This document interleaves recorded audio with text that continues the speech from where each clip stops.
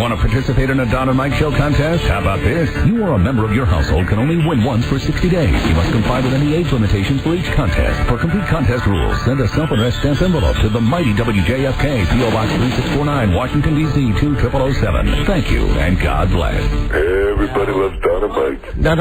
I was here today. Hey, what happened? This ain't working. Rob, this is not going to work. No, this whole thing, setup. Your setup? What? No, wait a minute. Hold on. Unplug that. Can you say hi? Let me take this opportunity to say hi to Gary and Garth. I hear nothing. I got nothing. You can't hear anything in your headphones? No. Hey, it doesn't sound right. Oh, dear. What do you mean it doesn't sound right? I can't even... See, now I can't hear a thing you're saying because I have headphones on and I'm not hearing anything. You're just moving your lips, aren't you? Now I was doing that, yeah. Well. Everything's broken always here. Yeah. Hold on now. All right, there's Snoop. Snoop just walked down the hallway. Wendell did. Plug me in. Wendell, come on in here. Now, hello, test. Can you hear now? I hear nothing. Hi, Snoop. There you go. Hi. Hi, Wendell. Hey, buddy, you shouldn't have anything on the reverb position. No. I'm just trying to listen just regular, like I did yesterday. Okay. Take these headphones. Like this. Like this. Take these, plug them in there. Okay. I don't hear anything. The new, youthful, handsome, unrecognizable Wendell Hall. Yeah. Why, Rob? Turn down. Oh, there you go. Oh, okay. Wendell, romantically, are you currently occupied? Wendell, are you currently occupied romantically? No. Ladies and gentlemen, I just want to mention Wendell Hall, a new man, a completely new man. I mean, really, if you're interested, he's about 7. How stupid am I? How stupid am I? I apologize. Here I am yelling at you. Everything is broken always. You know the problem? Let me take you right down here. To the amp where my headphones go. What was the problem? Here's the problem. Where were? Are we supposed to look at this or listen? I'm describing this. Okay, describe. There's a litany of buttons and knobs, and there's a place where I plug my headphones in every day. And right next to it, there's 2 little buttons that say, I mean, power. Stevie Wonder could read this. It says volume, yeah. And I should have noticed. I'm so used to the red lights going on. Oh, I'm sorry, Wendell. That's me. No, you just didn't turn up the volume. It's actually still my fault. Because the reason they were turned down was I was in here trying to fix it and turn it down. Remember when I plugged in once? Never mind. You know what? I'm liking this now. Yeah. I'm liking this as the new crazy opening on this show. Ladies, 703-691-1900 if you'd like to leave a message for Wendell Hall, who is available. Yeah. You know, people are always coming up to me on the street and saying, Don, how can you make money showing those repeats? Volume. Right, volume. Volume. All I had to do was turn the volume on. That's all it was. Pump up the jam. Pump it off. The show would have been on. Big knob. Thank you, Wendell. Right. Wendell Hall right there. Hey, that's time. Well, we're up and running. For Mr. Wendell Hall. Oh, let me do this now. Today's free opening. Hold on. Well, now, doesn't this all seem rather anticlimactical? No. Now that, we're here. I like anticlimactical. I'm going to use that from now on. We're here. We're queer. We're doing the show. I can't hear you. The baby's let me just ask myself, what would Frida say? 15. Can we lie? Can we fill in 15? No, all right. Can we, no, all right. All right. I don't even remember what it was. There we go. How about a hiccup, honey? No. There she goes. All right. You can call Don and Mike anytime from anywhere in America. 877-365-3636. They're ready to believe you.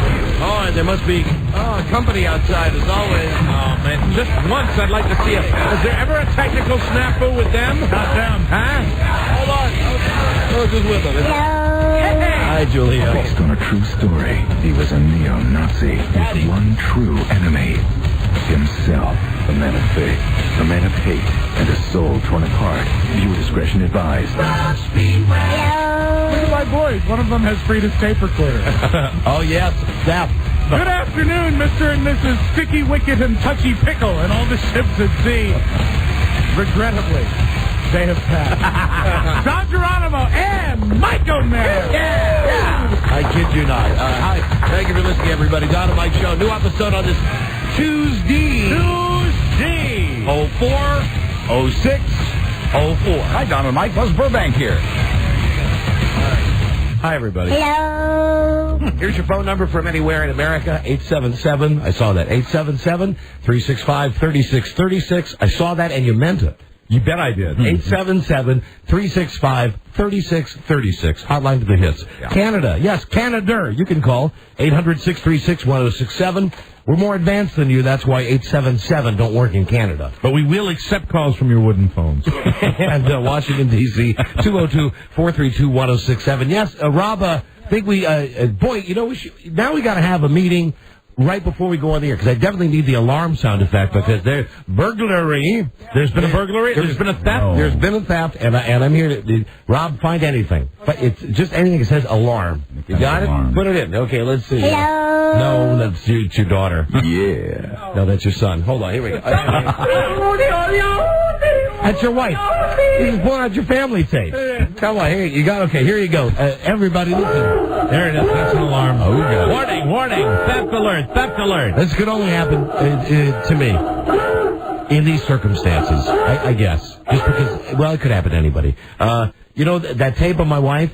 This one, I got hiccups. That she made on our vacation? Yes. Now, what she did was she got off the cruise ship in Cozumel, Mexico or somewhere. Right. She bought this tape recorder. She bought it at Radio Shack. Ah. And she said to me this morning, and it's not an expensive cassette thing. Sounds good. Just a cassette recorder. Maybe, I don't know, $40, something like that. Made a nice tape.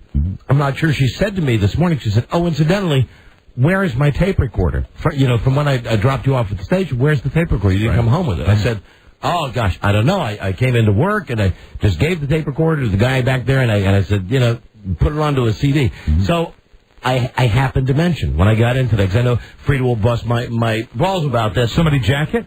Yeah, somebody. However, somebody jacked the tape recorder. However, Mike, they left behind Frida's cassette. This is so curious. So they took. That was nice. They took the time. They took the cassette out of it. Mm-hmm. Right. Did Rob? You put your fingers on it? Well, so is John, and so did Don yesterday. I mean, it's already tainted. Well, what is William Peterson going to say when he shows up for the CSI? I don't know. He's a blue light. Anyway, whoever you are, you bastard. Just ask me. I wouldn't let you have it. Yeah. It's one of those youngsters. I wouldn't let you have it. It's one of those ruffians. I know who it is. Somebody with a skull cap. Right. Generally speaking. Or not even a skull cap.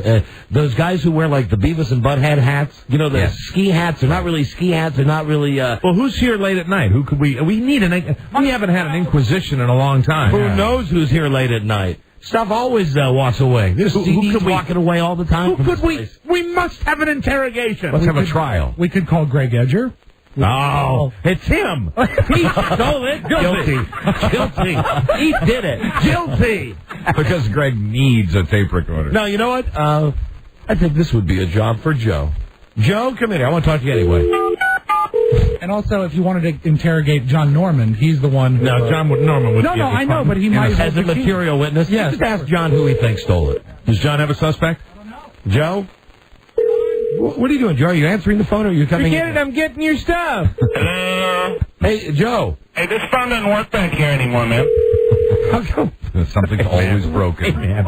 You can't know that. How can I be hearing you while the extension to your desk is ringing? It's magic. He's on another extension. I'm on the 444 line. That's what I'm on. Somebody jack... It works like that. Get in here. Come here. Okay. Come here. Somebody jack the other extension. All right, here's our production director, John. Hi, John. I'm really sorry. I left it sitting after I got done with it last night, and like I said, they didn't take the tape out. I took the tape out. It was sitting on top of the table. So, do you have any suspects? Well, no. Come on. Not everybody's a suspect. That means yes. The Rodafez guys are here, and our overnight guy. That's guilty. Yeah, guilty. Strauss. We love Queensryche. The overnight guy. I'm guilty. All right, thank you. Joe, if you wouldn't mind, everybody, start with the Joe Show. Joe Ardinger, world's oldest phone screener. Howdy. Joe, why don't you... Joe's give you a name. Why don't you snoop around? Snoop around. Be Snoop Joey Joe. Hello, I was just wondering. My name's Joe Archer, and I'm wondering if I could ask you a few questions. Did you jack the tape deck, man? We jacked Frida's tape, man. Listen, we got a theft on our hands. My name's Inspector Archer, and I'd like to ask you a few questions, if you wouldn't mind. First, And most importantly, are you carrying any controlled substances I should know about? If so, you're going to need to turn those over to me post-haste. And you Schedule 3 narcotics. All right, so Joe, see if you can find out about that. What is the small tape deck like Rob's? Yeah, I mean, it's in the big picture, it's nothing. But I know that Frida's working today, so I've not been able to tell her that we've been raped and pillaged. That somebody has stolen her Radio Shack cassette recorder. Joe enlightened me because I'm not versed in any narcotic other than the kind that you pour into a glass. What is a Schedule 3 narcotic, Joe? Schedule 3 is a controlled substance, is it not, Buzz? Yeah, it is indeed, as a matter of fact. Yeah, they are our two experts. Generally the pharmaceuticals. Yes, it is indeed. Indubitably. Joe Johnson and Buzz Johnson. Johnson and Johnson. DEA keeps a close watch on your Schedule 3. Ah, very good. Was Frida insured for the tape deck? Because, she may be a suspect herself. Why suddenly this morning she says, go get my tape deck? Yeah. She had her big microphone sitting out. Rob, are you alleging that Frida might have participated in insurance fraud? Let's get to the bottom of this. That's all I want to do. That's with somebody. It's with somebody. It's with one of those guys, like Don said, with a skull cap. Edger. I want to hang him. Or maybe a mullet. Either a skull cap or a mullet. Edger. And bad skin. That's all three of us now. And here's one, just one other tip I think is maybe this to who stole it, that maybe he's had like 5 kids with like 4 different women. That's it. It's complete. He's guilty. Buzz, you want to join in on that one? I think Edger's innocent. Really? Yeah, I'm sorry. Oh, I'm the 12th angry juror. Come on, play our game, Buzz. Don't make us a hung jury. Joe. Yes. Listen, I did want to ask you. First, thank you to both you. Rob, you have the song for Joe's girlfriend? I was looking for it. We don't have it. We don't have it? It's on. It's not in the box. It's on one of those. Okay. It sure is. Joe and his gal pal, Tracy, house sat for us. Mm-hmm. And we appreciate that. Thank you for being so nice to our dogs. Fun. And she loves your dogs. You're lucky you still have them. Yeah, I'm glad they're not all at my house right now. That's what I heard. I heard you sent an email to Frida that said, the German Shepherd, Clink, he misses me, and the middle dog, Max, he misses Frida, but the little one, Rudy, well, your girlfriend really wants to take that dog home. And for some reason, when you got home, the dogs were all unusually hungry. Somebody jacked Rudy, man. So, Joe, here's what I want to ask you. And I know how it is when you're at someone else's place. Okay. Yes, he does. My room. Okay, Buzz. That was a long time. I don't do that anymore, Buzz. Oh, you don't? You've given up going through people's medicine? Oh, no, he has not. I bet he'd do it tomorrow. I don't do it with Buzz because I got tired of opening it up and seeing a note going, hi. Hello, Don. Years I lived with the refrigerator in my bedroom. Years I lived with that grief. Yeah. So, Joe, this has nothing to do with medicine cabinets or toiletries. This has to do with home electronics. Ah, yeah. The room, my room. Right. You were in there, right? Were you able to get the championship game last night? Here's the thing, I hope so, because I don't know how that stuff works. I asked Frida. Although he tried. I asked Frida to tell you why I tried. I asked rather innocent. I asked Frida to tell you in a nice way, that there were TVs all over the house. But that one TV in my room, the beautiful one, the perfect one that's always set exactly right. Just watch anything except that. And I said to Frida, just find a nice way of saying that to Joe. Right. Because, with Rob, who I'm more personal with, I just say to Rob, just keep your hands off all the stuff in this room. Don't touch your special said that to me. That wouldn't have hurt my feelings. Well, I thought that Frida would tell you. But then I would have had a question. And Okay. I'll tell you why I was in there. Okay. We were out, not the past weekend that was really a crappy weekend, but the weekend before was really nice. We were out barbecuing on your deck, on the patio. Of course you were. And it occurred to me that we could get some music out on the deck. So I went in and I changed Frida's TV, I guess I'll call it, for the family room TV. Yeah. I turned that on to like the 80s music channel and stuff. Mm-hmm. And then I realized, there was no receiver that might direct music to the speakers outside. But there was. There was. If you would look in the big room, there's a giant cabinet that has a stereo speaker. See. And a big console. So how did you end up in the room that was off limits? The entire house, let's be honest, is just like a tweeter store. Yeah. I mean, it's incredible. The state-of-the-art home electronics, every nook and cranny. So, Joe, all right, so you couldn't get music. How did you end up in my room then? Well, I said, it must come from Don's big TV. And so then you know what that is the rebel side of Joe. Yeah. See, Joe's mind. Joe wasn't thinking. Curious. It was the curious Joe saying, knowing it was forbidden, and knowing, well, I know you wouldn't mind if I went in just because that's where it's probably originating from. So that's not where it originates from. I picked up. Well, obviously, I picked up the remotes, and I couldn't make any sense of them. And then I figured, well, maybe if it does feed the outside, which it doesn't, obviously, then I could just tune it to a local radio station and then get music outside, which never happened either, because it's all digital, and so it has those kind of settings on it that are all set by the master control. Never mind, now I understand. So he basically just totally screwed your room up? Well, or what? I came home from work last night, and I'm ready to watch the game. Right, the game. And it's congratulations, my home state for the national championship. Oh, and don't forget, later today, we've got our Queen's bet. We're going to be like old fag hags, and we're going to bet on the ladies. Tonight, Tennessee versus UConn. And I seriously, I mean this is a compliment. I think that gal, Pat Summitt from Tennessee, I called the Dyke yesterday. Yes. Mm-hmm. I think that she's an attractive woman. Mm-hmm. She's a leader of individuals, and I bet you she's got more down there than the coach of Connecticut does. You think so? I think so. I think that she might be like one of those Jamie Lee Curtis types. Yeah. Oh, really? That has both. Yeah. Even though she's happily married. Oh, yeah, and I've seen a documentary on her and her husband and her little kid that they. Her and her wife. Yeah.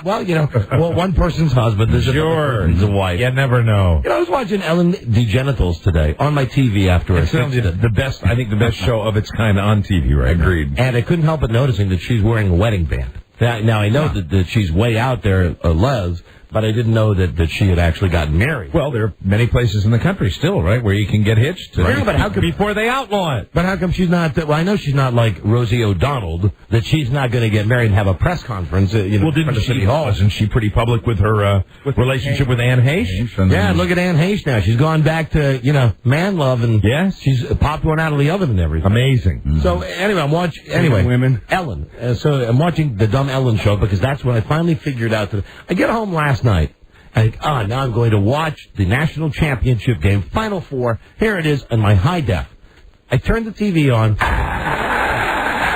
except like times 1,000, and I'm frantically hitting every button, and I cannot get anything to work.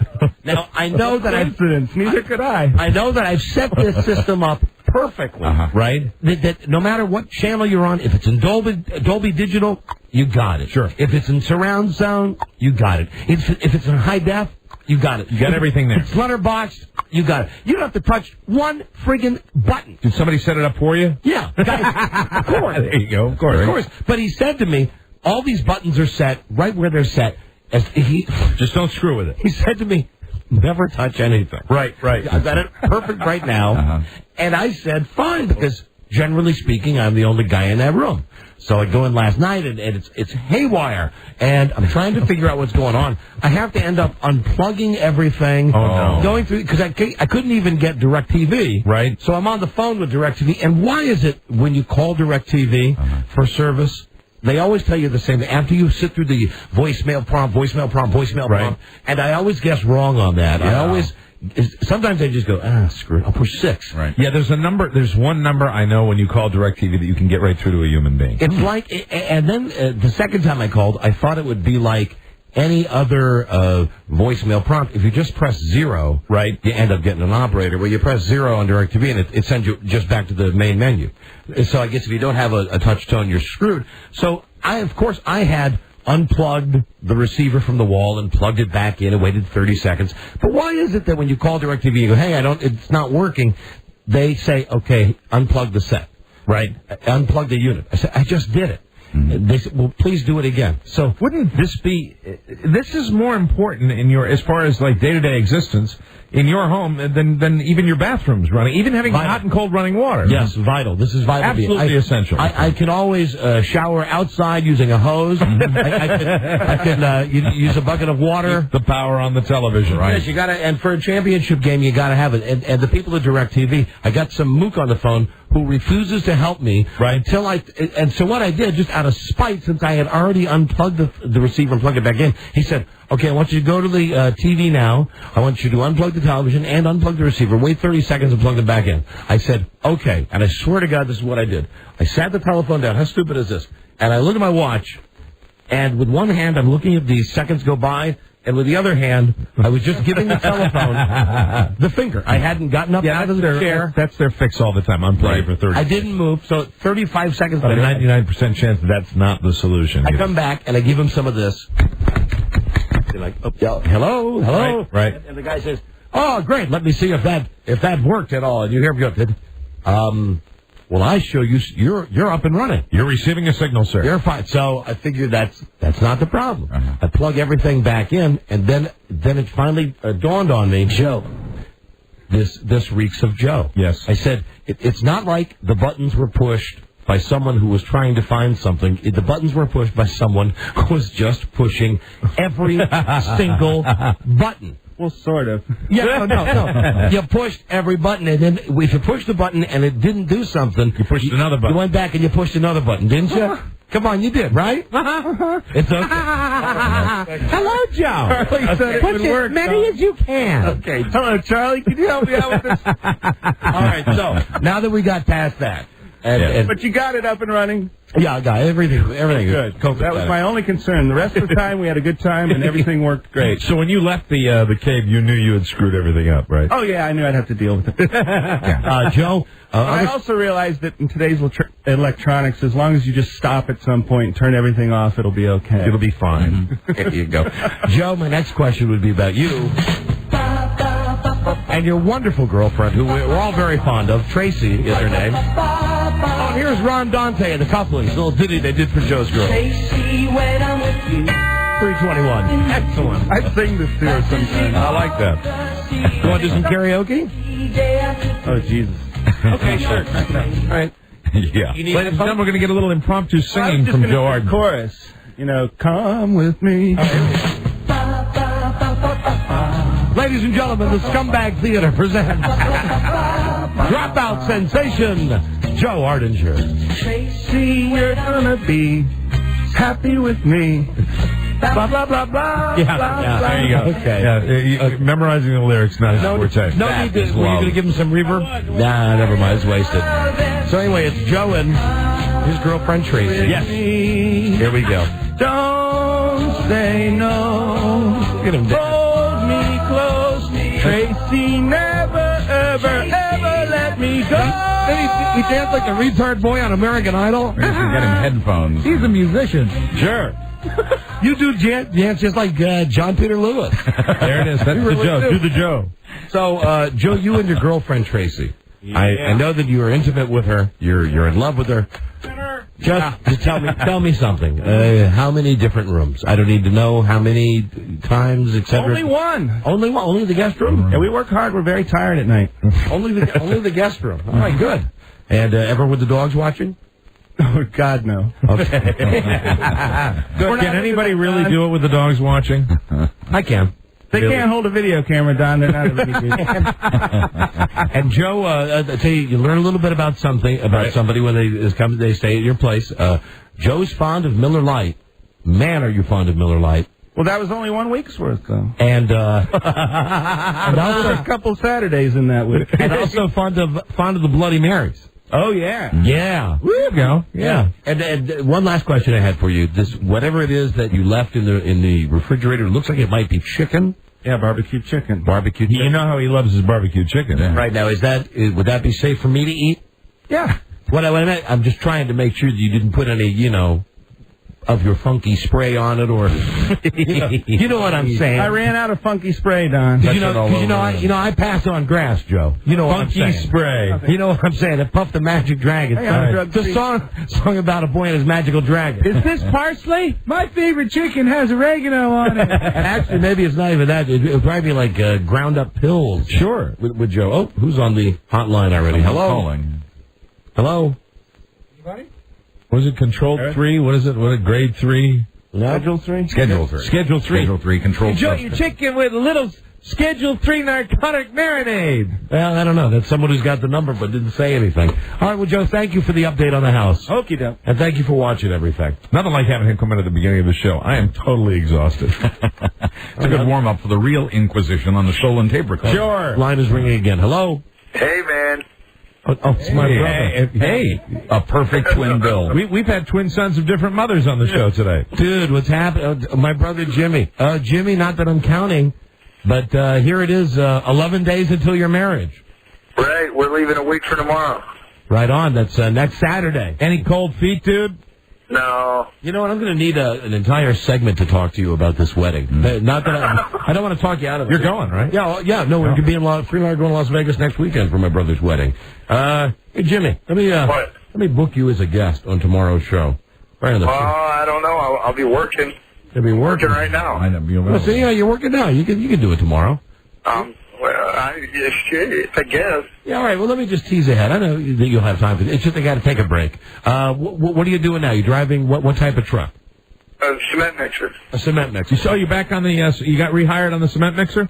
Well, yeah, not rehired. I still have my job. It's just getting called back from layoff. Oh, okay, same thing. Call back from layoff. So are you out here in the winter? We don't work. So are you in Wisconsin? And he speaks for the entire state when he says that. Out here in the winter, that's right. We don't work. Welcome to Wisconsin. Yeah, for anybody that's like pouring a basement or something like that, you might not want to do it when it's 10 below zero. No. So Jimmy, are you doing all of this work now in Wisconsin exclusively, or do you travel to other exotic places like Illinois?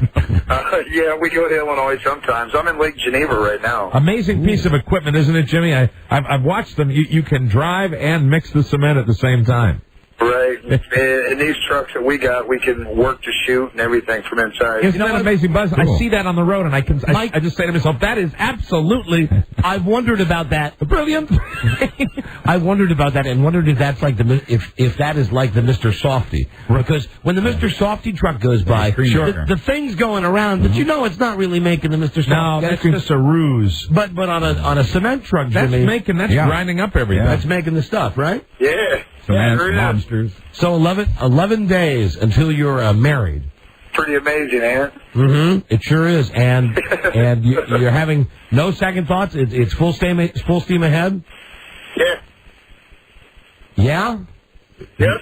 You sound. Are you distracted, Jimmy? Yeah, but I'm at a job now where I'm filling this guy's wheelbarrows. He's doing a wheelbarrow job. So you standing next to your truck? Those really suck. Are you standing next to the truck and hitting the little lever? No, I'm sitting inside. Oh, you can actually work the thing from inside. Mm-hmm. Yeah, I'm sitting inside listening to the stereo. I'm sure that the client is glad to know you're multitasking on his dime. That not only you're operating heavy machinery and meanwhile the guy that's working the wheelbarrows out there like under 8 feet of cement now going turn it off. Meanwhile, Jimmy's sitting up there in the cabin just to call. Hey, this would be a good time to call my brother on the radio. Where'd that guy? Where'd that guy with the wheelbarrow go? Hey, man, somebody jacked my partner. Yeah, he's getting pissed off because I'm overfilling it for him. Uh-oh. All right, well, pretty heavy. Go do your job.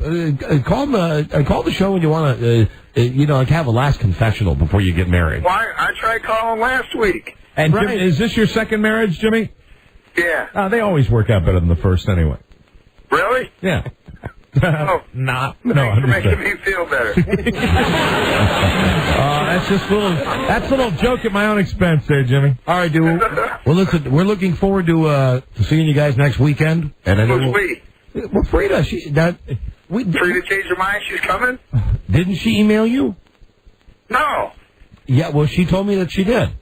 Well, I haven't checked my email for a few days, but I just wanted to say too. Hi, H-I-G-H. I don't get that. I heard you a week ago talking about the way I spell when I email you. You must have... See, Jimmy, we were on vacation last week, so you must have heard it was a week before. Well, we were on vacation for 2 weeks, dude. Oh, okay. So what? It was the best of, Jimmy. Did you send me an email and what? And I don't remember. You have to refresh my memory. What was it I was saying? I don't remember, but I don't spell hi, H-I-G-H. How do you spell hi? Hi, H-I. Well, what if I was to say, do you spell the magazine High Times? Then I would spell it high. Spell it. H-I-G-H. Speaking of high, I think somebody's high and he's not in his studio. God. No, we don't do that stuff. We get tested. I think so. Yeah, but how many of those... When you have your test yesterday? Aren't those the tests that you always study for? And I always tell you that you really should study, not try that right before cramming thing that you do. Why the cramming thing work? Yeah, time to defrost the yellow popsicle. Oh God! Listen, I have preached enough to him about this. You live your own freaking life. Anyway, listen, you big. I got a break. I love you, and we'll see you. Yes, and Frida's coming out there. Cool. Yeah, of course, we're both going to be there. Oh, that's good. All right. Well, listen. Call again. Anybody else from the show coming or not? No. See, I knew they didn't care about me. Oh, Jimmy, that's true. I would have liked to have come, but it was determined here. Hey, hold on, you bastard. That would be bad luck because it didn't work out last time. And Jimmy, it's not like it's exactly free to just get on an airplane and fly to Las Vegas. Well. All right. Okay. All right, for Mike. Because Mike's a high roller. Of course, I could fly there for free. You could call Elizabeth Vargas. Or my new guy. They called me and invited me out for 3 or 4 days in April or May. But Jimmy, I've got my kids, unfortunately. Not unfortunately, but unfortunately, I can't make it to your wedding. And besides, okay, I understand. Okay. Listen, what do you want? I'm your brother. Do you want me there, or do you want my show business friends there? Come on, really? You really want me to answer that? Yeah. Oh dear. Yeah. Yeah, I want you to go. Yeah, of course, so you want me to go, but my friend. Yeah, screw the other people. I just want you and Frida to go. There you go. All right. We'll be there. We'll be there. Listen, call for more counseling. Call earlier, or don't call now. Call at a different time. This is a bad time to call. All right. I love you. I'll see you later. Okay, dude. Bye. All right. Bye, Jimmy. Wow. Did I overfill your wheelbarrow? We had Joe and your brother. It's the same impression. Yeah. How y'all doing? I spell hi. Hi. What the hell was that about? He was listening to a best of. Confused like many of our listeners. What the hell was that about? I'm pretty sure the best of segment he's referring to, he called in on. Okay. So, right. How was he thinking it was live if he was on it? I don't know. Yeah, either way. He's got a wheelbarrow. We'll be right back, man. This is the Don and Mike Show. J.Lo's new song, Jenny from the Block, all about Lopez roots, about how she's still a neighborhood gal at heart. But folks from that street in New York, the Bronx section, sound more likely to give her a curb job than a block party. The New York Post, sorry about that slip up there. I have no idea how that happened, but it won't happen again. And that's your news. The Don and Mike Show. Hello! La la la! The Don and Mike Show. Hello! How you doing, honey? No. I got hiccups. I know you do. What was that, Frida? Someone called for a doctor? What, Frida? 2 teams. Can we lie? Can we fill in 15? Uh-huh. No, all right. All right. All right. I don't even remember what it was. I got hiccups. Can we? Yes, you do. Can we? Listen, I don't know if you've heard this or not. Thank you, Robbie, for the music. It's time for Celebrities, Moms, and the News. Oh, very good. You might notice that we rejoined with that tape with that dork from Fox doing the J.Lo thing where he said DJ, he didn't mean to say it. Right. J.Lo! Mike, this is news that will really interest you. Well, not only is it good news for Guadalupe Lopez. Yes, Guadalupe. J.Lo's mom. It's Guadalupe Lopez. Right. She was in Atlantic City at that new hotel. Yes. The Borgata. The Borgata. Guess what she was playing? Was she playing high-dollar slot machines? She was, and guess what high-dollar slot machine Guadalupe Lopez was playing? A $25 slot machine? Doesn't have the bet. What kind? Wheel of Fortune. Yeah. Yeah? Guess how much she won? $2.4 million. Oh, that's got to make people mad. Actually, a $1 slot machine. So that particular $1 bill, she won nearly $2.5 million. And who knows how many pesos that is? Well, that's horrible because, J-Lo's got more money than Jesus. Right. Hello, J-Lo? This is your mom. I no longer need you. You have pushed me around for too long. Guadalupe. I can finally change my name. I hate the name Guadalupe. Now here's the quote from J.Lo's mom. When I won, my knees were shaking. I started yelling and screaming. She got a check for $121,000. The rest, she got the installment plan over 20 years. Wow. For the money. So that's, J.Lo. Let me see, blah, blah, blah. Oh, and then later, she, I guess, had a glass of congratulations. Right. She was spotted singing where she sang, "Don't be fooled by the rocks. Mama Guadalupe." She's still Mama from the block. So she had a little, a little liquid courage. But I know you love that game. I know you love it. You play that game like a mental patient. I love that game. I love the Wheel of Fortune. I have moved away from it, though, because, you know what? Not for Guadalupe, but they don't seem to pay out as regularly as other Right, and Mike, I'll read you what happened to her. Yeah. You explain this. She hit a progressive jackpot. That is a progressive jackpot where you throw your money in, and it takes all the money based on play and creates a jackpot that's a community jackpot. It says where the money from over 200 slot machines is pooled. Right. Ooh. The winner gets a cut. She dropped in 3 coins. She bet $3 on this machine. Pressed the button. Boom. Guadalupe gets $2 million. Wow. But doesn't Guadalupe have, does J.Lo give her mom money like so many celebrities do? Well, I would think so, except for the fact that, well, hold on, what's the J.Lo's got an unlimited fortune. Mom says she'll use the first $100,000 to set up a college fund for her 2 grandchildren. Oh, okay, so all right. Apparently, she has a use for it. No, see, I'd rather think of it the other way, Buzz. Why do you always got to come in with the facts? Oh, I'm sorry. The You were story that looking. I have, the quote just has, when I went, my knees started shaking and I started yelling and screaming, "Aye! Don't be fooled by the rocks, Mama Guadalupe." Guadalupe. It was Guadalupe. Guadalupe. Stewie, Mama from the block. See, my thought was that, it would be, she would call her up and go, "Hey, guess what? Guess what, Mr. Ben Affleck? I don't need your stinking money no more. Money? We don't need no stinking money. I'm Guadalupe Lopez. I am 58 and from New York. Wow. And I was at the Borgata Hotel, Casino, and Spa. It seems to me that luck runs in the family, no?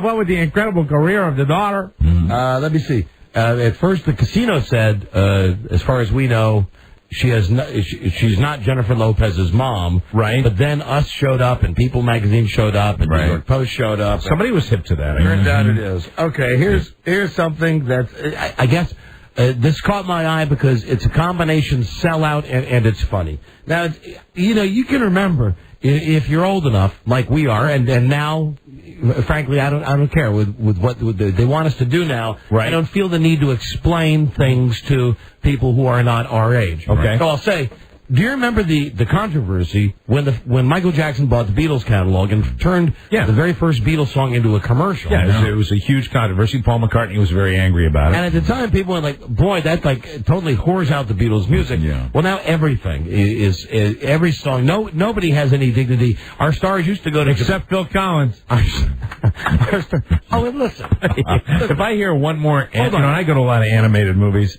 Do they all have to have Phil Collins singing on them now? Hold on. Here's the deal, and here's the reason. And you can relate to this. He's divorced. Yeah. And when he went through his second divorce, all of those schmaltzy, crappy songs like "You'll Be in My Heart," baby, those are all songs he's writing for his kids. Oh, okay. So that's his rap as to why he's sold out like that. Okay. Is for his kids. Did it for the kids.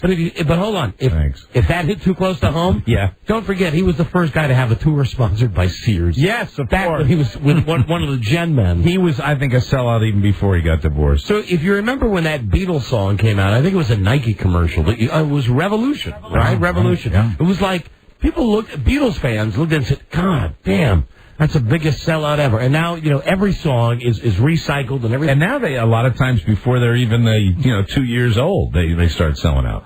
Well, Mike, Bob Dylan is doing this. Oh, hey! Wait a minute, hold on. How's Joe? Bob Dylan. What do you do to your TV? You'll never guess. the company that Bob Dylan's doing commercials for. He's written a song. He performs the song on stage while the product is placed around him. Really? The product is Victoria's Secret. Really? And while ugly Bob Dylan... Uglier by the day. Sits, he makes Woody Allen handsome. Yeah. When Bob Dylan is sitting on his stool... How about a new bra? And I pray it's a stool. I'm thanking him. Anyway, it's described he's sitting on a stool, and he's got his guitar, and it's like he's like humming something. You can't understand. That's always the case. And there are girls walking around in the Victoria's Secret underpants. Well, you can even an ugly model make themselves look good standing next to him. So what? It's a great way to introduce people to beautiful underwear and to show how desperate Bob Dylan is now. Whoa, Tyra Banks! When you buy these special bras that are in the commercials, right? Is Bob wearing one? No, he's not. Mm-hmm. However, you can, for $10 in Victoria's Secret, buy a special 9-song Bob Dylan CD. What? What marketing genius came up with this? You know what this is? I'll tell you how this works. Well, give me the phone ring for a minute. You got that? I want to explain to you how many bras must a man want? I'll play both roles. Victoria's Secret. May I speak to the president, please? This is Aaron Spelling. I represent Bob Dylan. Hold on. Hello, Mr. Victoria. Hello, this is Aaron Spelling. Bob Dylan's desperate. We need to move the CD. He's not relevant anymore. I'm shopping him around. I've shopped him to the Gap. He'll sell a lot of underwear. I want to tell you something. Old Navy really wants Bob. But I heard there's a chance. We'll get back to you. Oh, hey, I'll do it for anything. And then, then it's the call, and I'll be the agent now calling Bob. Okay. Go ahead, Bob. Hello.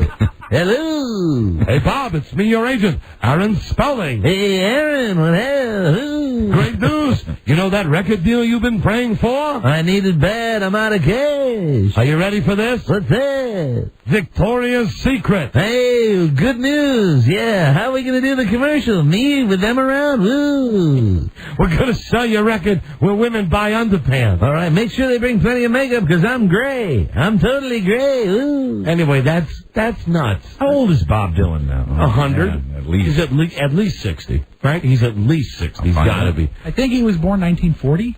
Somewhere around there, because he's a contemporary of the Beatles. Hey, Mr. Pennyman.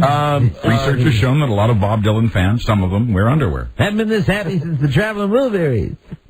Traveling the Wilburys. Traveling Wilburys. That would be Tom Petty, Jeff Lynne, Roy Orbison, Bob Dylan, Roy Orbison. Roy Orbison, not blind. We found that out before the vacation. Who am I forgetting? The late George Harrison. Well, George Harrison. You know me. Yeah, regretfully. Hey, did you hear that? Roy Orbison's not blind. Oh, I heard that. You learn something on the Don and Mike show every week. Thought he was blind as a bat. We thought somebody jacked his sight. Dude, somebody jacked your sight. You mean we all tolerated him looking that ugly because we thought he was blind? Siamese twins. Mm-hmm. First let's hear it for Siamese twins.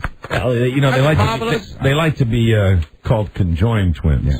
But hillbillies like to, I don't remember what. Hillbillies like to be called sons of the soil, but it ain't going to happen. So here's the deal. I was close. Bob Dylan born May 24th, 1941, so there's still time to buy that birthday present. Oh, very good. So there are conjoined, there are, at the head, the Siamese twins, and they got discharged from a Dallas hospital. They saw them on TV today. Now they both have... Were they separated? Yes, and they both have, now they're going to have to wear these their entire lives. They have, like, Frank Gifford football helmets on. Oh, dear. They're not leather, but they're plastic. That does the mental picture for me right there. That can't be permanent. And the kids look... Are they going to look like the Red Baron for the rest of their life? Actually, they look like they might be in junior hockey. Oh, okay. They have the plastic type thing. And they showed the kids learning motor skills, and they showed the mom and dad very happy. And anyway, you always report on Siamese twins, and we're fascinated. It's nice when they can do a separation and they survive. And now let's take you live inside the room where the operation took place. Now, you won't hear any narration with this, but you will hear the actual sounds of the operation. You know, much like with my wife and the tape recorder. I got to pick up. It's a very delicate procedure where the conjoined twins were separated at the head. Let's roll it, please.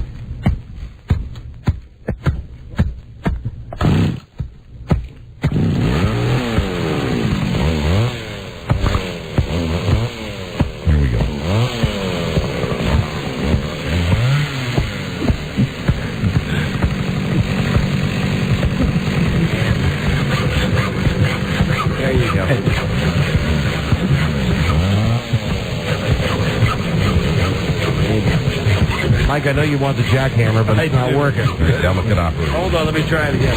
There you go. See, once you do that, look what happens. Hello. Hello. Hey, kids, put these nice hats on. There we go. Wear these hats for the rest of your life. Everybody looks good in the helmet.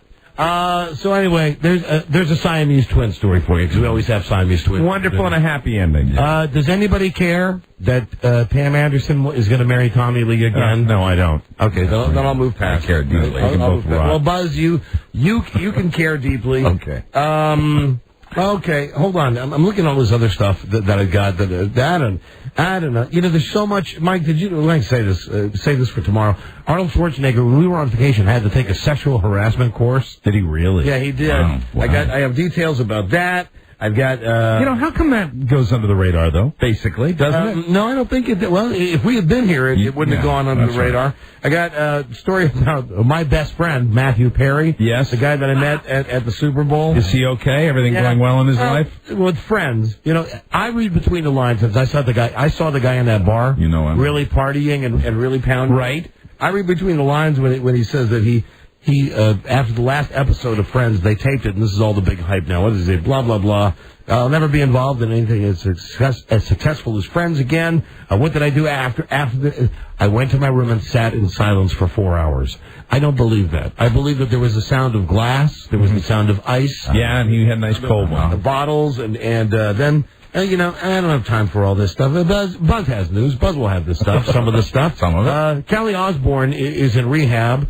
Ozzy over-medicated. Hold on. Kelly Osbourne has entered rehab for painkillers.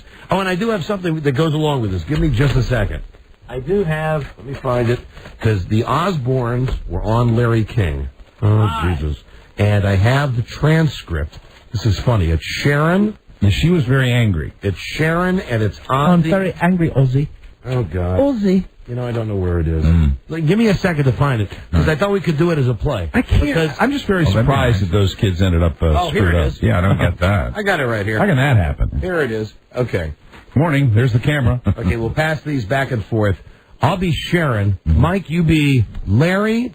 And you be Ozzy. Very good. This is this will take us a couple of seconds because it's the real transcript of the Osbournes when they were on Larry King. Right now, this is not a joke worked up by the guys, and we don't have writers on it. It's a real transcript. So, Mike, you be Larry, and you're going to have to pass the paper back and forth. All right. You ready now for the Don and Mike players? Rather than just read you the story about Kelly Osbourne going into rehab, let's now really replay the Larry King Show from Friday night with the Osbournes. Hi. We have a rather sad note to begin with. What happened today, Sharon? This morning we woke up and an English tabloid had phoned to say, through our publicist, that they had a picture of Kelly. And that they said they were going to say that it looked like Kelly was doing a drug deal. And they wanted our comment on it. So they sent the picture around to us, and that's what it looked like. Kelly was doing a drug deal. Kelly's how old? 19. They faxed this to you? We have to keep passing it. Sharon responded. Yes. And so Ozzy and I asked her. Ozzy asked her. Where is it? She was home, Ozzy? Yes, sir. I'm an abuser of drugs and alcohol for the best part of my life. And I asked Kelly on several occasions, are you taking drugs? And she said, I promise you, Daddy. No, nothing like this is happening. So what happened today, Sharon? We really need 2 copies. Rob, Yeah, that'd be handy. we really You got to do it. make us 2 copies. Do it better. Go make us 2 copies. We'll make this thing sing if we have 2 copies. Yeah. Go right now to a fax machine and make it happen. It's just not working, passing it back. You know why? It's the question of not just passing it back, but of finding our place. Right. See. And also, We're not that skilled. not a fax machine. The Xerox machine would do. I'm mimeograph. So here's the story about this. So they go on this show, blah blah blah blah. The Osbournes are considering hiring a live-in drug counselor. Well, the whole family could use one. Kelly has entered rehab, addiction to painkillers. She's 19. She copped after a lot of twisting. Jack is okay. Jack was addicted to OxyContin. Hillbilly heroin. The kids have nothing on Ozzy. Blah blah. We've heard all this. Schedule 3, right? Yes, it is. Ozzy is suing. Blah blah. Ozzy, of course, Dexedrine, Valium. And they've had a lot of bad luck, that family, since right with Ozzy's turning over the ATV, and that's what it is. Bad luck. Buzz, what is this one? That Ozzy likes taking something called ZYPREXA. Zypraxum?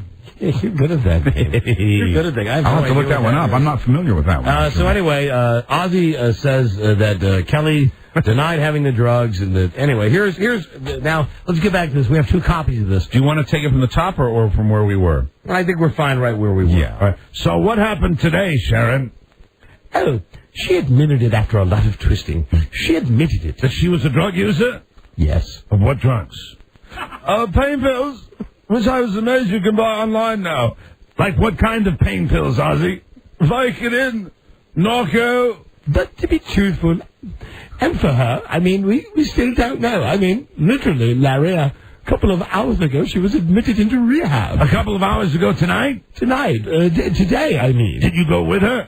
Nope. I've been there before. It's a place called Promises down in Malibu. And is she a willing contributor to this, or is she being forcefully taken? Well, being a drug addict, Larry, and an alcoholic myself, telling the truth it doesn't come very easy. So you tend to BS a lot, and so I can't believe that we were buying into it because she could tell instant stories, And, am I getting too heavy with her? They're good liars, right? Oh, yes. But to be, just to set this straight for Kelly, all this happened so quickly within hours today. But did she go willingly? But it wasn't so much of a shock that she was just like, all right, let's go. I got you. So we didn't even have time, for a good discussion. But someone had to call to make arrangements for her to go, right? I did. The reality show resumes Tuesday. That's still on schedule to resume? Yes. It's just all so quick, right? We just had to take evasive action very quickly, Larry, because the amount of pills that was found in her bag, it was astounding. Hold on, time out. Here's a guy who knows what ZYPREXA is. Kim, or a girl, Kim. Yeah, hi. Hi. Kim in Sacramento on KHTK. Oh, which reminds me, I wanted to mention this. Remember somebody yesterday called and told us that we were on Portland, Oregon? Yes. Mm-hmm. Well, I found out it's an AM station, aren't they all? Yes. But it's not a POS AM station. It's like the one that should have hired us like 5 years ago. Wow, very good. Cool. Great to be on in Portland, Oregon. So we'll see if we last more than a month. Anyway, Kelly, what is that stuff? It's Kim. Kim, I'm sorry, Kim. Zyprexa is an antipsychotic medication that schizophrenics take usually. Of course it is. Cool. What happens if regular people take it? Well, it's supposed to stop voices in your head. It makes if regular people take it, it makes you really slow, and Joe. It makes you like Joe. It makes you like Ozzy. Okay. Like Ozzy. Joe, I'm Joe. All right, listen, honey, just for calling with that. On Name That Drug, you won the Sopranos prize pack. No way. Yes, way. A nice Tony Soprano rug, nice a rug, a big what is it? Robe, bathrobe, beautiful bathrobe. A robe. Nice. Catch the all-new episode of The Sopranos, followed by Deadwood this weekend on HBO. That's 9 Eastern, 8 Central. Thank you. Can I ask you one question? Sure. Did you wash your you-know-what today? Oh, yes. Thank you, honey. Thank you for cleaning it up for us. Thank you. And for remembering. Answer yes. Thank you. Hey, you could eat off it. Really. As you'd want to. Let's see. Where were we? Hold on. There was a bag full of them. How long will she stay in there for, Sharon? Hold on. I lost It's in the middle. In the middle. Oh. I don't know. They must still be assessing her as we speak. I don't know. Is your son there with her? Yes. Didn't he have a problem? Yes, he did. Was he in rehab? Yes. Was he at the same place? No. I can't say that I'm angry. Well, I am angry. I am let down. I feel I failed. He's failed again. It's just happened again, and I can't take it. Can't take it. You think somewhere you went wrong, Oz? Oz. Great question. Well, Larry, I believe it's a family illness, because I am a drug addict. Thanks a lot. Do you think it's genetic?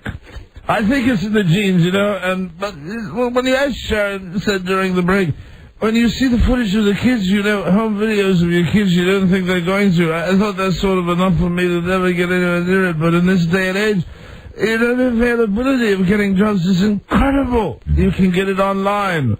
And these are all prescription drugs? Yes. What was the picture they were going to run? Of this guy. Oh, I'm sorry. Of this guy, Ozzy. Of this guy. Kelly had pulled up in her dad's car, and she was giving him money, and he was taking the money. For an illegal drug or illegal? I have no idea. That looks illegally obtained the drugs. I have no idea. What do you know? That's the transcript. It says, that looks illegally obtained the drugs. That's probably what Larry said. That looks illegally obtained the drugs. I have no idea. And it's not like when we first received the picture this morning. It wasn't like, I was just like, is it true? Is this what it is? And literally, I walked out of the room, and I came back in the room, and there was this big debate going on, and she was still denying it, To you? Was your son there, too? No, he was down in Malibu. So he came up to get her? Yeah. So she's denied it completely? What did she say the picture was? Holiday snapshots. Whatever. I mean, that's irrelevant. The thing is, it's like, here we are again. Ozzy is in good health again, are you? Yeah, I'm recovered. Your recovery complete? Oh, not complete, but I'm better than I was 4 months ago. This is like as funny as if we tried to sit down and write jokes, isn't it, really? Did you ever think you're cursed, blessed, and cursed? For every good thing that's happened to the Osbournes, there's been an equal share of bad things. Sharon got cancer. I fell off the bike. My son went into rehab with drugs. Now my daughter's going into rehab with drugs, Lawsuits. They invented the Osbournes. Everybody wants a piece. I don't know. You know what, sometimes, Larry, I've been asked that before. And I said, no, don't be ridiculous. I'm beginning to wonder. How did they get rid of the problem with you? But you don't get rid of... Oh, I'm sorry. Well, Sharon, you don't get rid of the problem. The problem's always there. How long since you've been on drugs? Well, I had an accident. I had to go on certain narcotics for the pain. Did that send you back into addiction? No. No? I have someone hold my medication, and as the doctor prescribed, I am down to like 1 pill a day. And this Monday, I will be off completely. So before the accident, how did they get you off of it? What happened at rehab? What they do in rehab, Larry, is teach you the disease of addiction and alcoholism, and they talk to you. Whether you want to go to these meetings that they have, or I always found when I stopped going to the meetings, I started drinking. Were they important to you? Do you still go to meetings? Yes, I do. Have you ever been tempted, Sharon? No, but I'm thinking about it now because I can't take all this crap that's happening. No, I fooled around when I was young, but I never. She was never the hard... Never like me, At your worst, how bad was it? Very bad, Larry. I'll tell you, I was hitting up because in my day you couldn't get it online, and thank God I would have been dead if I could have gotten it online. What pills were you addicted to? Vicodin. Every kind you can think of. Oxycontin? Oxycontin. Is that worse than Vicodin? My son was on that. Oh, yeah. I'm back. Oh, yeah. But there's a new pill every day. A new pill. There's a new craze. I've never taken ecstasy. I've tried heroin twice. I did a lot of cocaine. I did a lot of LSD. Did you almost leave him? Many times. What made you stay? Because I love him, and I want our family to be together. How's your son doing? So good. He's nearly got a year of sobriety. April 23rd is his first summer birthday, so he's doing good. Good for Jack. I'm really proud of him for doing that. There we are. I mean, really. Wow. I would watch the Osbournes again if Larry King would move in. That was tough to read. It was too funny. And the thing is, playing the tape, you don't understand what Ozzy's saying. Right. That really, when they reran the Larry King show with this, they had to use subtitles like they do on the Osbournes. Because he's so unintelligible. But you couldn't understand. I made him a little more understandable. Yeah, and we thank you for that. Like he would have said, Vicodin would have been, he wouldn't have said, Vicodin, he would have said, right. Yeah. Anyway, there's a whole lot of other stuff that I wanted to talk about, but another time, another day. Listen, your phone calls. Let's turn that off. Give me that thing. Let's take some phone calls now. Okay. On a phone scan, 877-365-3636. That's the number from Canada, 800-636-1067. Get on the line to get on the air. The rotating random phone scan. These are live unscreened telephone calls, and we'll take them next. I'm better than I was 4 months ago. I talk about it. And she's had a lot of work done, right? Yes, She used to be like Delta Burke. Hey, she's entitled. Fat like Delta Burke. She probably is, really. If she is the only sober one in that family. You know, everyone in my family's done drugs, and I want to do some, but I don't know who that. What was that man's name that I met? Oh, hold on. I remember his name. It was Michael Osbourne. Hello, this is Sharon Osbourne. I'd like some. What were they called? It doesn't matter, Don. They're all Schedule 3s. I'd like some Schedule 3s, bud. I don't mind. Pretty put upon Sharon Osbourne. Call now, okay? Everybody call now for the phone scan. Your live call is coming right up. This is the Don and Mike Show. Are you going to sing and dance with him? I'm going to do the chants. We have a chants national anthem. Okay. Ready? Stand up chants, okay? Come on, darling. Don't be scared. Okay. I wrote this song myself. This is a good boy. This is a nice boy. This is a happy boy. This is the chancy man. The little chancy man. Ah, we love the chancy man, the chancy man. We love his little nosy and we love his little nosy. And that is why we love the chancy man, the chancy man. Pop, pop, pop, pop. Falls Church, Virginia. Hello. Hi, Larry. There's a couple guys here in Washington, Don and Mike, who play a tape of you getting asked about journalism by somebody, and you think he's talking about medical school. Do you remember that? No. Do you ever listen? Have you ever heard Don and Mike? I never get to hear them. They were on the morning, they're on the afternoon, and I never get to hear them. We took over their show one day. I went, in fact, the day before the heart attack, we went and took over their program one morning. And totally destroyed them. But you could doctor tapes. Let's take a call. Cape, California. Hello. Hi, Larry. Don Imus. How you doing today? Love your radio show. Can you tell me what happened to Don and Mike in New York City? If they're not on live anymore? Are they back on? They were taken off for a while. Are they on or out of... Not on the air in New York, Don? Don and Mike? Yeah. You know, I don't know whether they're on or not. Well, Don and Mike are on. They're on in Washington, right? Don and Mike. I think that's where they originated from. Yeah. Las Vegas. Hello. The Don and Mike Show. You can call Don and Mike anytime from anywhere in America. 877-365-3636. They're ready to believe. I am a visionary. Who he? Mike, that is a little-known fact that I don't think, we shouldn't be proud of it, obviously, but we certainly don't talk about it enough. Hold on, let me do this. They're garbage cans, Don and Mike. You talking about Larry's heart attack? Larry, the day after Larry did a guest appearance on our show, he suffered a massive coronary. Yes. Well, I don't know what that has to do with anything, but perhaps the stress of being on the show. I know it inspired the best ride at his theme park.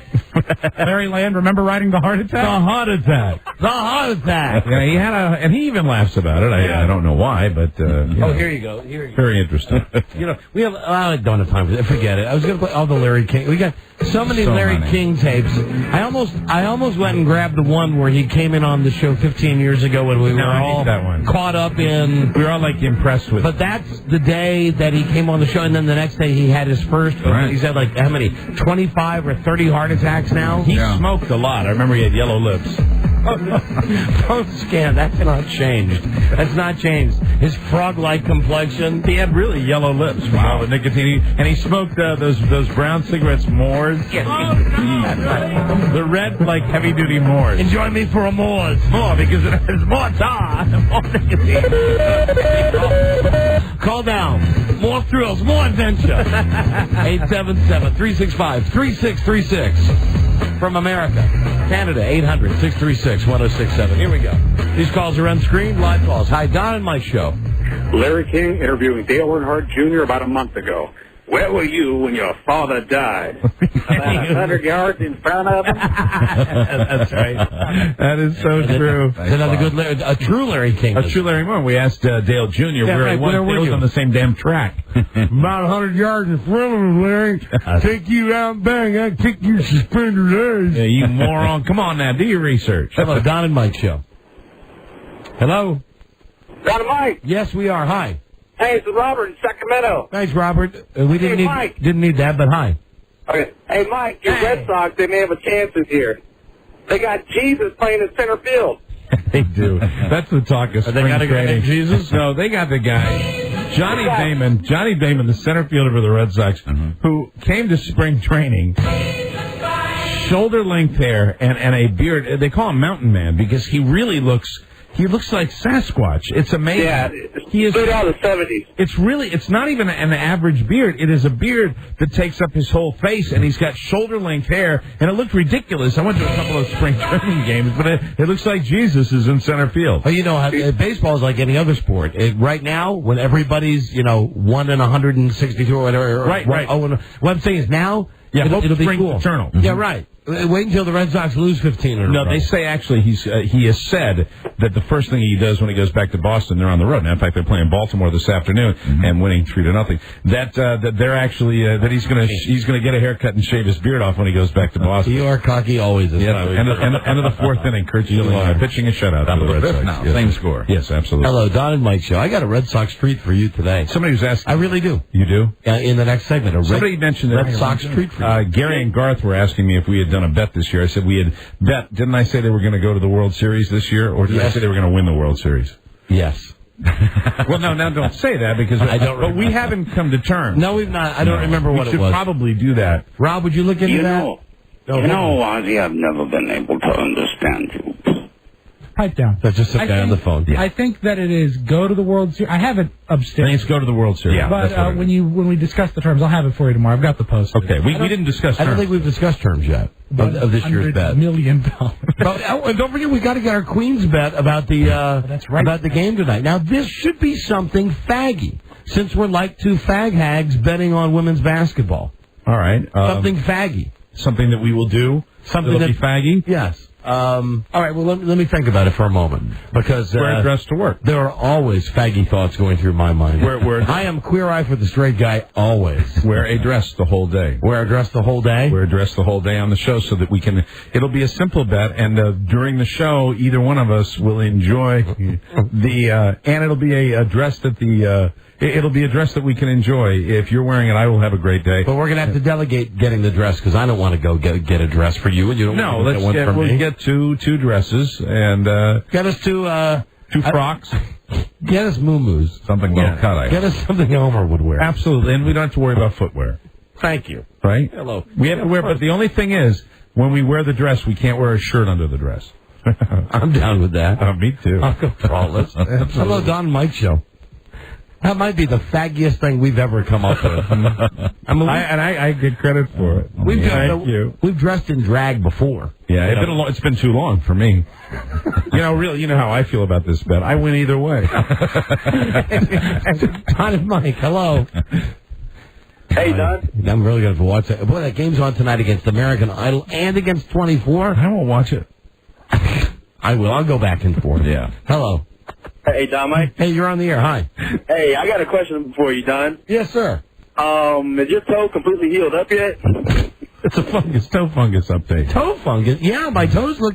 Because you were just, down in warm weather, and I'm sure you had your sandals. Ask my wife. 9 out of 10 look perfect. What about the 10th one? Still healing? The 10th one, I've determined the only way that's going to go is to remove the toe. So now there's one toe it's just never going to go away. So I've seen the doctor about getting mine treated. Should I not pursue that then? Do you think it's pointless? I would say my only complaint with it was the price of the treatment. Yeah. And the doctor said to me, wait till over 6 months, then over 9 months, and it's been over a year now. Wow. I think my feet look pretty good. Which is the toe? Which is the toe? Hold on, sir. Which is the toe? Which is the bad toe? It is the right foot, third from the big one, right in the middle. Right in the middle. The FU toe. And you had success with that Haitian doctor?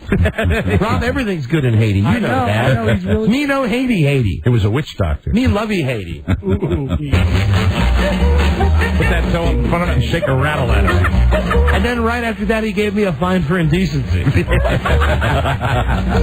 Okay, what do you want there? I'm sorry. Thank you for waiting. Yeah, I'm like having the same problem in one of my toes, and my big toe is starting to get all purpley and nasty looking. Right. Yeah, I'm like 21, so I'm like half your age, so a little bit of a problem. Right. Let's think about that for a second. You're 21, yet, by the time you're my age, where will you be in life? Let's think about it. I'm not going to take that as a put down anymore. Hey, Don, I'm 21. I'm half your age. Okay, when you're 42, I guarantee I'll be driving my big old man Cadillac boat down in Florida, and I go past some goddamn car wash, and you go, hey, Don, you're now 62. I am still 42. But I kid because I love you. Of course, absolutely. I kid because I love you people, and you seem to understand our language. Yes, of course they do. So I'll tell you that the answer to this is really to go to the doctor, and I screamed about it for years. Go to the doctor and get the dumb pills for your feet. Okay, I will. But how much did it cost? How much did it It's expensive. Do you have insurance? Come on. That's funny. That's the funniest part of that call. That's maybe the funniest thing I've ever said on this show. Do you have insurance? Habla Espanol. Right. That's 65 pesos. Yeah, huh? bueno. 65 peso copay. That's what he's got. I am about half your age. On his HMO.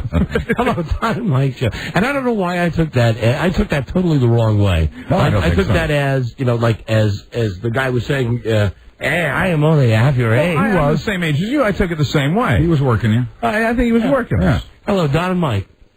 Hello, Don and Mike. It's Roy Orbison. Hey, what's happening, Roy? We understand you can see. Oh, not anymore. Oh, no, I know you're dead, but I meant when you... I meant when you were alive. That's good, and he's gone, and he should be gone. That's perfect. That's good. That was a good one. Hi, Don and Mike.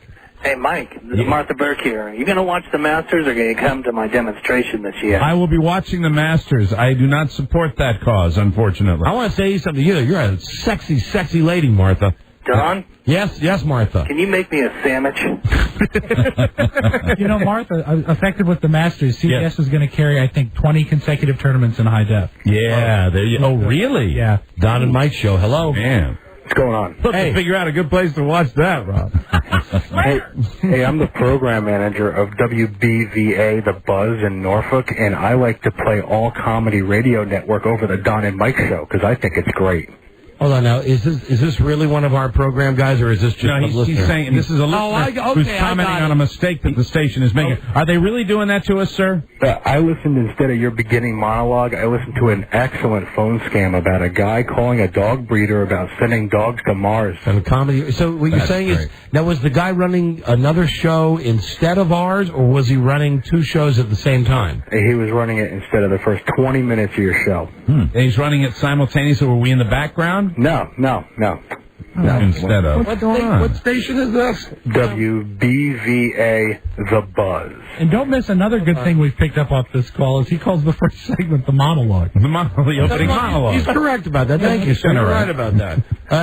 Sometimes we have a desk piece. I almost went back and started working. Sometimes we ask Rob to go over and panel with us. WVBA, that's Norfolk, Virginia Beach. Yeah. Right, okay. I don't know what to tell you, sir. One of the clowns there is Todd Howard, and the other clown is Ron Cohen. Well, I'm doing my best to get with the network now to figure out, from what they tell me, and I have no proof of this, for a while I gave up interest in I know you did. Yeah. In keeping track of where we're syndicated and what, because, frankly, I'll be honest with you, we had so long of a time of bitching with the network that finally they just said, listen, we'll pay you all this money, like you were on 100 stations, just shut up. Right. They said, we'll pay you all this money at the end of the year. And, and just don't worry anymore. Well, that's in writing, Mike. Yeah, I know it is. That's in writing. I know. So I hadn't thought about it, but now I find myself being reinvigorated. When I look and I say, okay, Portland, now that's a good clear. And I'm also curious if the guy is running something that's, and he's supposed to be running the show. We have a listener of that station. Do we normally come on and you hear us at the beginning? I hung up on him. You hung up on him? All right. He apparently, because he's familiar with the monologue, apparently. I'll call the station. Find out what happened. I'm going to take. They might have had a technical issue. TN20. Welcome to Suncom, a member of the AT&T wireless network. What? The customer you have called is unavailable. What? It's a cell phone. Hold on a second. Oh, no. Don't tell me they got a radio station giving you a cell phone for their main number. That just might be our contact number. That's problematic. Okay, let's see. AM 1450. The Buzz. Hi. Hello? The number you have dialed, 757. Right. Yeah, I got the number right. Disconnected. 757. Okay, well, it's been disconnected. It's been disconnected. They moved. Yeah, what's going on? Someday we're going to do affiliate roulette here. Someday we're going to bring that to... Hi, Joe. That's Joe. Because that's on their website. That phone number. That phone number's on the way. You just ran that in? Yeah. All right, well, we'll find out what's going on there. Well, obviously, if they're disconnected. Also, I want to look into Portland. Like I said, that's a good market for us. That's a top 30 market. KOTK is a good station we should have been on for a long time. Very good. Also, I'm hearing now that in Kansas City on KCTE, they're liking us there. Also, I'm hearing that when I put a little Superior, Wisconsin. For whatever reason, we got a call from Superior, Wisconsin. Superior, Wisconsin. Didn't even know we were on there. Where would that be, near the lake? I guess. WGEE. It's GE, like Gee Whiz. Gee, what an interesting show. Anyway, they called and they said that, like, at first when they put the show on, that usual, all the church groups did this. Well, that's good. That's always a good sign. Awful, but now apparently they've won we've won them over. Oh. So I guess spotlight on Superior, Wisconsin. Thank goodness. And also I wanted to mention the Buffalo station. What's that guy's? That guy is incredible. The program director of our station in Buffalo, WBUF, right? 92.9. What's he saying? That guy is all over it. Like, I mean, well, that's why I think we're getting all the Canadian listeners from him too. Right? He sends all the stuff saying, we're running commercials for the show, and the people are calling about the show. Right. So, spotlight back on some of these affiliates. Thank you, WBUF. That's a great affiliate, and we're very happy to be on there. And also, I should thank, as long as I'm doing this now, I got the list in front of me. I also wanted to say KALL, Big 700 in Salt Lake City. Now, this show is a true success story. Yes. That they took this show in Salt Lake about 9 months ago, and I found out the reason they took it.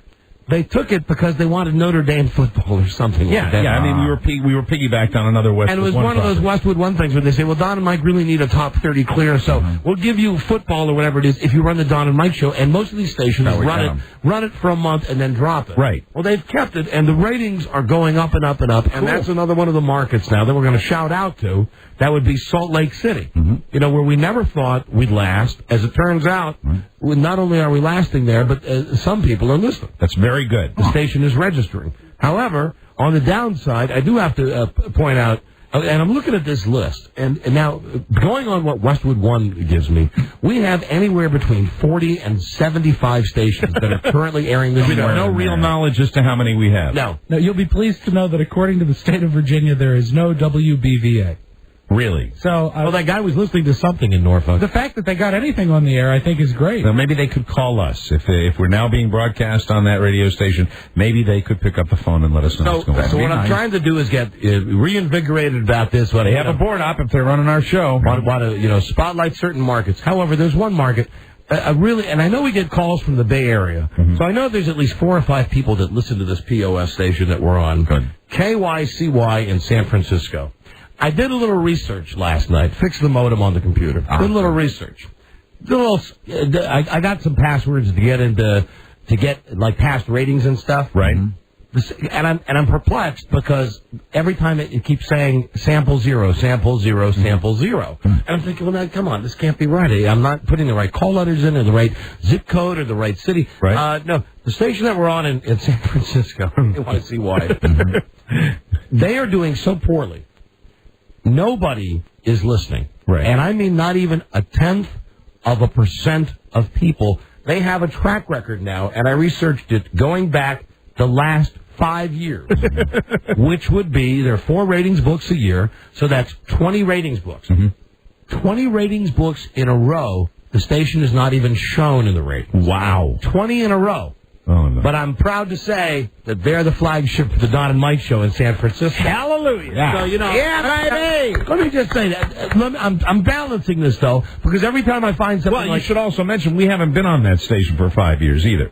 That is an affiliate that we've only been on for a year or two? We've been on 2.5 years. 2.5 years. 2.5 of the 5 years. There you go. Another 2.5. 2.5 years before, they were stinking still. Yeah. We didn't. Well, we can't save them all. I know. But listen, spotlight here on Salt Lake City. Yeah. Hello. Spotlight on Portland, one of our new markets, and spotlight on Kansas City, and a big spotlight on Buffalo. Yeah. And in San Francisco, let it be known from the highest mountaintop, we are poised for success. We're poised to crack the top 50. We're going up. Regretfully, the ratings have been low. Hello. Don and Mike show. Hello. Don and Mike. Hi. Hi.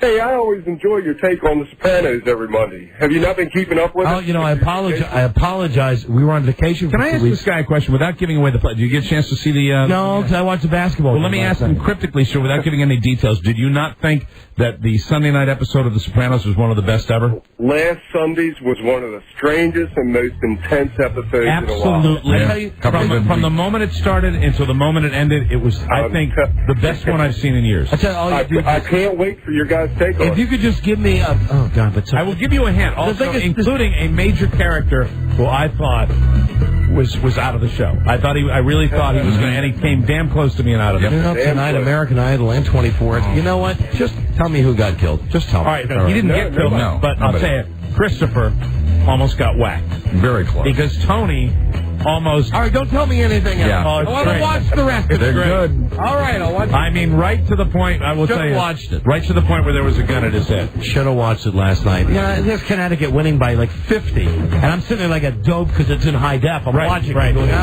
it's pretty. I'm going to watch The Sopranos. Hello, Don and Mike show. Hello, Don. Don and Mike, hi. Yeah. Did you hear about Richard Simmons? Richard Simmons slapping a guy? Yeah. Yeah. We were on vacation. Yes. Okay, thanks for the contribution. Did you expect a comment from me? I mean, what do you want? You want me to call him a faggot? What do you want? I was wondering, because you guys were out for 2 weeks, and he did all this during your vacation. Yes.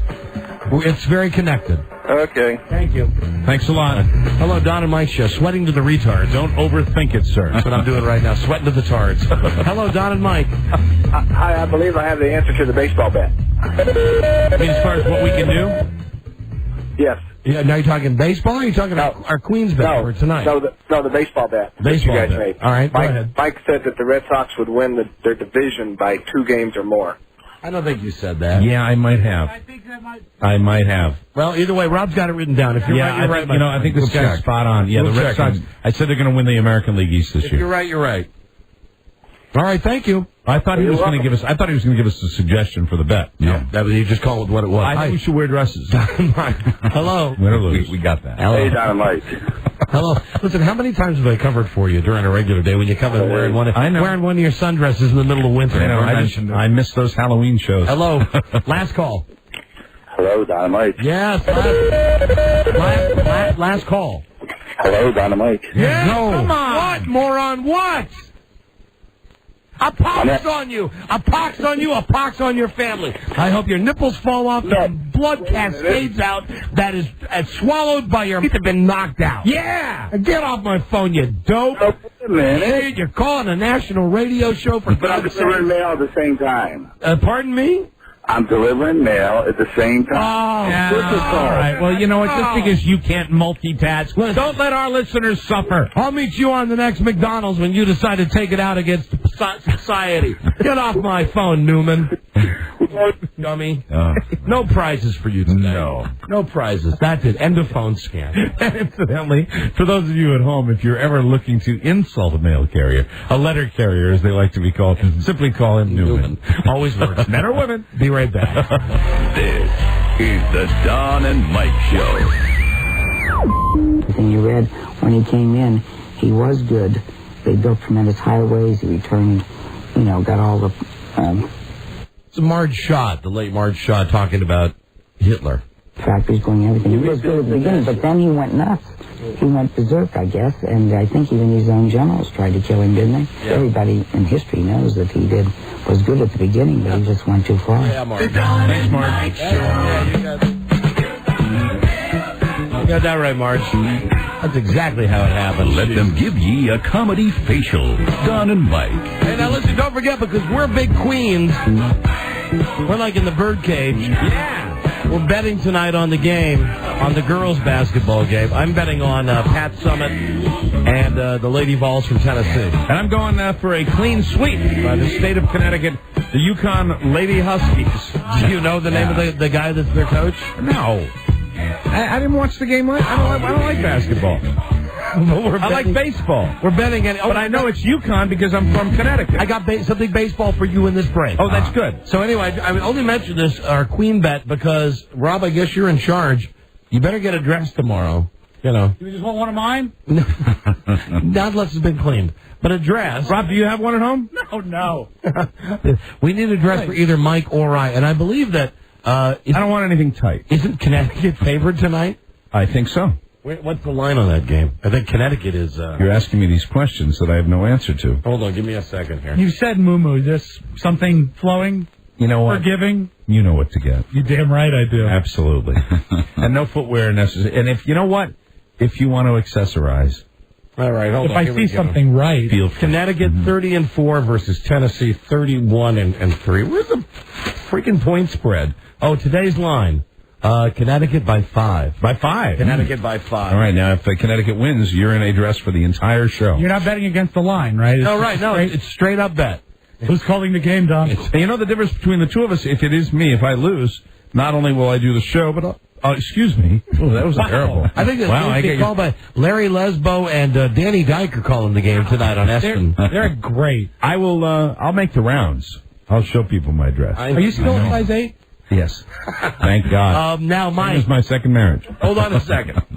You mentioned that you like baseball. I love baseball. I know you like baseball. It's your favorite sport. I forgot to even check during that. Don't tell me anything. All right. I love football. No, you want to tell them, Buzz, because I have something about the Red Sox. Okay. I love football. I gotta look down his face. No, it's fine. Everything's fine. It's still 3-1, top of the 6th. I love all sports, but I love football best. I even love, like, dumb NFL. You love football. You probably, I think it would be safe to say you love football like I love baseball. I told Mike, you know what, last night, the hour that was on before the basketball game came on, I was flipping around, and I went to the NFL channel, and you know what they were doing? They were running a game between the Vikings and the Bills. Wow. From 2 years ago.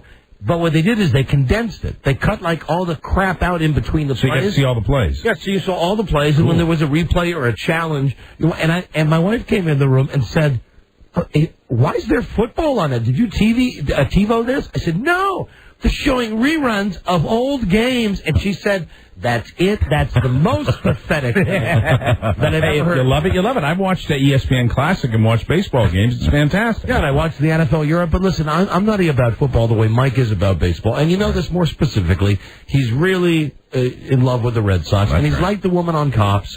When they show up and she's being beaten and she got blood coming off her nightie, but she's saying, "Don't take him away. I love him." No, and they've hurt me, and they hurt me last year, and they They even hurt me in the off season when we got all giddy about Kurt Schilling and Kurt Schilling, and then the Yankees got A-Rod, and that was another horrible day. Now let me say to you, not only is this baseball related, but I'm happy to bring back Stars of Tomorrow today. Oh, very good. I'm fascinated by this. We are, we're always getting these people sending us songs. Right. Oh. And we got one that I want to play for you now. Good.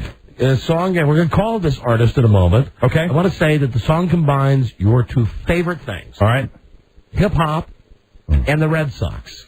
Oh. And, to make it even better, it's a white guy. Okay. Oh, perfect. All right. It's a white guy. That's always the best hip-hop. Let me see. His name is... it's always wonderful when a white guy tries to sing hip-hop. Right. His name is... how do you know he's not the next Eminem? I know he's not. That's my case. His name is Bruce Fine, and he's got his first rap song ever. Well, then fine. Called From Curse to First. And I'm here to tell you he's making his national... radio debut on our show. I just can't wait to hear it. We have a brief MP3 sample before we call him. Yeah. Very good. Here you go, Mike. Which in 75 when Biscuit went out. So we saw Game 7 and learned what it was all about. You already making a face? Jesus Christ. Okay, let it roll. It's only 30 seconds long. Let it roll. Any good Boston Catholic will give up meat for lead. So Rehab 78, you'll hear Bucky bleeping dead. As together we scream, no more. Scream what? No more umps, missing calls, no more crazy ground balls. You. What's the deal with no more broken. It's an MP3. We're gonna scream till it hurts, and out tears of joy burst. Wanna watch the Red Sox go from curse to first. To wake up the Bambino. I'm having difficulty hiding my embarrassment. There you go. Well, Mike, I think it's fantastic. Let me tell you, he is a lifelong Red Sox fan. Oh, some of the lyrics include "No Ma," and the whole thing is "Nomar" with the Boston accent, which is way over. N-O-M-A-H. Oh, no ma, no ma, no ma, missing calls. No ma, crazy ground balls. No ma, manager brain farts. No mom, broken heart. Yeah, well, I'm glad that that's the cornerstone of his songs, because Nomar's on the disabled list. Mike, he has been a Red Sox fan all his life, and he's now getting on a plane as we speak, going from California to Boston to deliver this song to the crowd for the home opener at Fenway, and he's hoping that... Wait. You mean they've hired him to sing it? No, he's going out on his own dime. Oh, he's going out like sing it in the He stands. wants to have this song... hold on, what's it say here? The positive energy that is derived from this song will help the Red Sox finally win the big one. Let's listen again to the star of tomorrow. Yes. His name is Bruce Fine. That would be the first thing I'd say. Change your name. Right. It's like you're not going to make it in the rap community as Bruce Fine. No, I don't think so. You're not going to hear, here's Outkast, here's Lil' Kim, here's Eminem, here's LL Cool J. Oh, and please welcome Bruce Fine. No, I don't think that's going to work. Not going to work. Which in 75 when Biscuit went out. So we saw Game 7 and learned what it was all about. How many years have we been listening to horrible sports songs? I've got one tomorrow. I've got the first Joe Gibbs tribute song. I can't wait for that. Yay. Yeah, you want to call this guy and tell him he sucks? Yes. I want to say don't come to Boston. Even though it's a Red Sox fan? Yes. Mike, I'm gonna have to play devil's advocate. All right. I think he's incredibly talented. And frankly, I can't get the tune out of my head. I am saying that he will ensure the fact that they will not go into the World Series if he... I think it's a smash, and I think it's a rabbit's foot. I think he needs to burn the song. It's a good luck charm. It's a 4-leaf clover. I think they need to burn it. Bruce, this is Don and Mike. How are you, my friend? Don and Mike, what's going on, guys? Bruce, let me just say to you. I'm going to be completely honest with him, Don. I've been in the radio business for over 30 years. Many of those years I worked in programming and I was a music director. I have a wall full of gold records. These guys will tell you. I want to tell you the first thing I thought when I heard your song. Smash.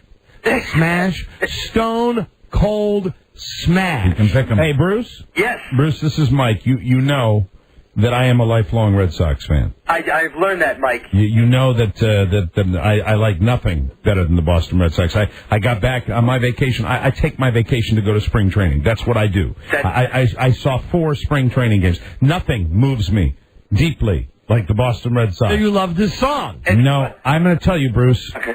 Burn it. Burn it, Bruce. You have to burn the song. Bruce, I want to tell you, I want to explain to you the way the show Burn it. It sucks. The show works like this. It's good cop and bad cop, and Mike plays the role of bad cop. I want to tell you that underneath, he recognizes talent like I... Let me ask you a serious question. I recognize a serious, delusion is what I recognize. Let me ask you something. Anytime you say burn in the music industry now, everybody gets nervous, by the way, Mike. I understand that, but I mean, I'm talking about, like, go to an incinerator, throw it in, and burn it, never to be heard again. Now, let me say, burn it onto vinyl and onto disc. No. Generations. Burn it Mike, that way. is this because you are a non-believer in the curse? No, it's not a question. It has nothing to do with the curse. I'm a true believer in musical ability, of which you have none. Well, you have to understand that I am a comedian, a writer, an actor, and never called myself a singer. I'm you know what that is? My friend, I'll tell you what. I'm a Red Sox fan. You are a quadruple threat. We don't need it. We don't need the help. Let me tell you. Quad threat. Bruce Fine, I'm telling you that this is going to do more to hurt the Boston Red Sox than to help them. And Bruce Fine, I am telling you, here's what I am seeing for you, Bruce. Are you ready? First, I am seeing a special on Comedy Central. Right. Then I am seeing the video on MTV. Sure. Then I am seeing Only thing he'll show a up on gigantic ceremony in Boston Not a chance. when you are brought to the pitcher's mound to toss out the first ball of the World Series. And sing the song with Thea Epstein on guitar. Yes, and with 35,000 people in Fenway Park. Dancing, first to first. Wake up the Bambino. The door shut of all the tortured sports fans, except for Mike. Man, can I tell you something? Oh, man, what a... You're so talented. You're a hump. Really? He is. You're a big hump. You're talented. Don't listen to him. You know what I'm... By the way, it's 3-1 now with 2 outs in the 6th. Man on first. Schilling still looks great in the 6th. Well, I appreciate that update, Bruce. I mean that from the bottom of my heart. Let me tell you how the show works. Occasionally, I'm called the Paula Abdul of the show, and Mike is called the Simon Cowell of the show. Let me tell you something, Bruce. I can sense that immediately. Bruce, really, just throw it in the trash. It's worthless. Bruce, negative. Bruce, I want to know, do you have let me more? tell you something. If there are Red Sox fans that don't feel like Mike, from curse to first. Bruce, you're picking on the wrong guy, Bruce. He's trying to hurt you. Okay. No, I'm not. He's trying to hurt all of us. I'm in your corner. He wants all of us to fail, Bruce. You're talented. Bruce, you're scary talented. Bruce, if you've ever loved the Boston Red Sox, take that MP3 and feed it to your dog. Bruce? FirstToFirst.com. You can go. Bruce? No, not a website. Bruce? 3 tickets. For Red Sox Yankees July 20th. Oh, my Bruce, God. I want to say 2 things to you. And also... One, here's what I want to say. Silver baseball at Fenway. I think that there's a possibility... now, it's too late, but I'm going to call somebody at Fox about American Idol. No. Yeah, I think there should be... And I also want to tell you another... And this is a compliment. Right Bruce, here. the franchise has gone through enough pain. Bruce, listen to me now. Listen, from my ticker, because I know where you're going with this. I've been in radio 30 years. This is the best song I've heard of its genre since the Super Bowl Shuffle. In 86. In 86 with well, the Chicago Bear.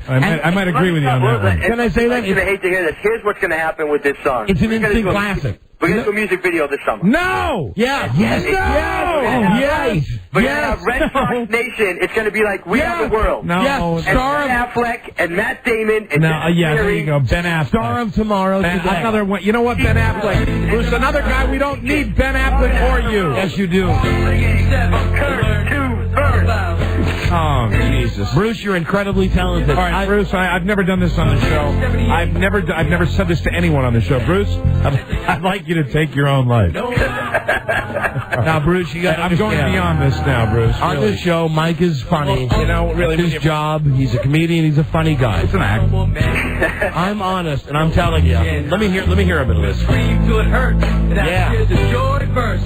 Yeah. The Red Sox go from curse to first. Yo, that is so... Jesus. Dog, I'm feeling you. Any good Boston Catholic will give up meat for Lent, but bring up 78, you'll hear Bucky bleeping dead. I'm feeling you, dog. I'm telling you, that was your best performance of the... I'm urging everybody to vote for you tonight. I'm the Eminem of Boston. Yeah, you are. No, you're not. No, you're not. You are. Yes. Listen, you heard it here. You're a deluded young man. Bruce Fine, you're talented. Take your own life, Bruce. You're talented. You're creative. Really. Take your own life. Go up and let's not forget BruceFine.com with my stand-up CD. Yeah, all right. Hey, BruceFine.com. Take the elevator up to the top of the Prudential Tower and jump off. Take it. You've taken this song. 75. Yeah. Biscuit went out. Yeah. Oh, my God. And boy, is this guy good. Mike, you just hate talent. Put that CD at the bottom of the big dig. Let me just say this to you. Last thing, Brian. Are you there, Bruce? It's Bruce. Bruce, see, he's forgotten your name already. You know why, Bruce? You're a loser. American Idol. You're a loser. Let me just say this to you, my friend. Yes. And let me pick up the phone and say this. Hold on, please. I have a private comment. Oh, God. A private comment. Here we go. A private comment. Hello, Bruce. Bruce, it's Don. We're off the air right now. I mean, the microphones are on, but I'm speaking to you, the listeners. What a hump. Can't hear what I'm saying. Mike, I hope you get the fact that Mike is like Simon Cowell. He hates everything. I'm telling you, you're freaking goddamn talented. And if I could say this to you in confidence, listen to him lie. I'll see this in Cooperstown. You got what I'm saying? He's hurting this. I mean, I was there in Chicago. Nothing brings him joy like I was there in Chicago, 84, 85, 86. God. I was there for the glory years. I saw the Super Bowl shuffle. I'm telling you, it's a stone cold smash. Are you represented? And Bruce, I would tell you good luck. Regrettably, Bruce is a tool. I would tell you good luck, but you don't need it. You know why? Listen to it that. starts with T and ends with T. Can you figure out the word? Bruce? What's the word? Talent. Yes, that's. Thank God. I thought you were going to say another word. Put him back on the line. Okay, all right. Hold Put him back on the line. I want to tell him he needs something. He needs one thing. Here he is. Hey, Bruce. You're back on the air, Bruce. This is Mike again, and I know Dom was giving you the support. I want to make. Let me put my boob back in my shirt. It was live. Can I please give you one suggestion? Something you need. Something you need very badly. Do you know what you need? You need a nice, cool gun. That's funny, Mike. You're a funny guy. You need a nice, cool gun. Bruce, put it in your mouth. He always laughs at the great one. God, remember that, my friend. Hey, Mike, were you saying this to Patriots fans during the year, telling them they were clueless? I'm not. You know what? I don't care about the Patriots. I care about this song. This song sucks, and I bleed Boston Red Sox. And Bruce, I don't even like baseball, but I'll tell you what I'm a fan of. I'm a fan of talent. We're gonna scream till it hurts. And you got it. You're embarrassing the Red Sox nation. How can you share a studio with this? It's like you guys together is like Nomar having to share the bench with Grady Little for 2 years. You are a comedian, my Can I friend. tell you, not only We don't need you. Not only are you great to listen to, you got a way with words. Can I tell you something? You are one funny guy. You're a pure hump. I'm going to say star of tomorrow. We don't need you. You heard it right here in the Don and Mike show. Star of tomorrow. Don't you think Red Sox fans take enough abuse, Bruce? You know what? It all started when Mike was born. He was named Mike. That was the problem right away. Look at Don Juan, Don Johnson. That's cool. Look at all the cool Don. You know what it is, Mike, Bruce? You can insult me, Michael Bruce. Jackson. I feel those Look what bars. happened to Michael Jackson. Bruce, I simply know. Bruce, hold on. Start with the name. Oh, Mike. shut up. Bruce, hold on for a moment, please. I want to talk to you off the air. Hold on. Let's go to break. Hold on. Yeah. Go to hell, Bruce. We'll be right back. Hold on. Such an ass with these people.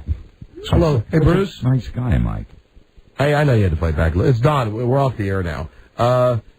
Seriously, I think you might be like the next Jim Belushi. I mean, do you have the body type? That's funny. You're a short guy. Oh, Christ. Probably bald. Are you bald? You have hair. Oh, this. Hey, can you get a headshot to me? He can't even. Are you represented?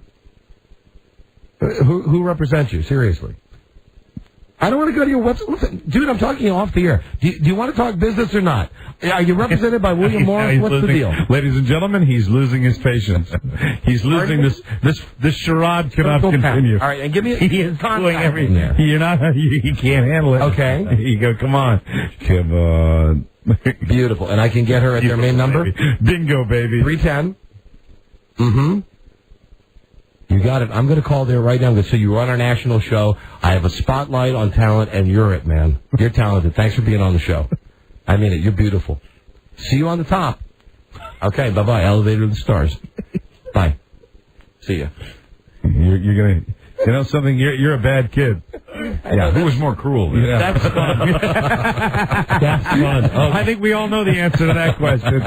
Wow. You know, I'm just warming up for our next segment.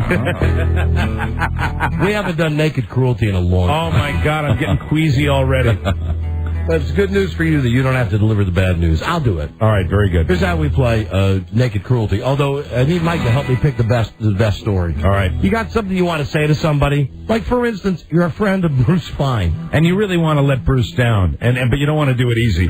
Bruce needs to be hit over the head with it. Well, you call up, and we pick the one that we think is the best, the one that you're the most hesitant to make. And then I'll call him. And I'll say, hey, Bruce, it's Don from the Don and Mike Show. I'm calling on behalf of Mike. Right. Incidentally, all that stuff I was saying to you a couple minutes ago, it's a total lie. You're a load. Absolutely. I don't doubt that your website leads somehow to child porn. You're a big fat loser. Amen, brother.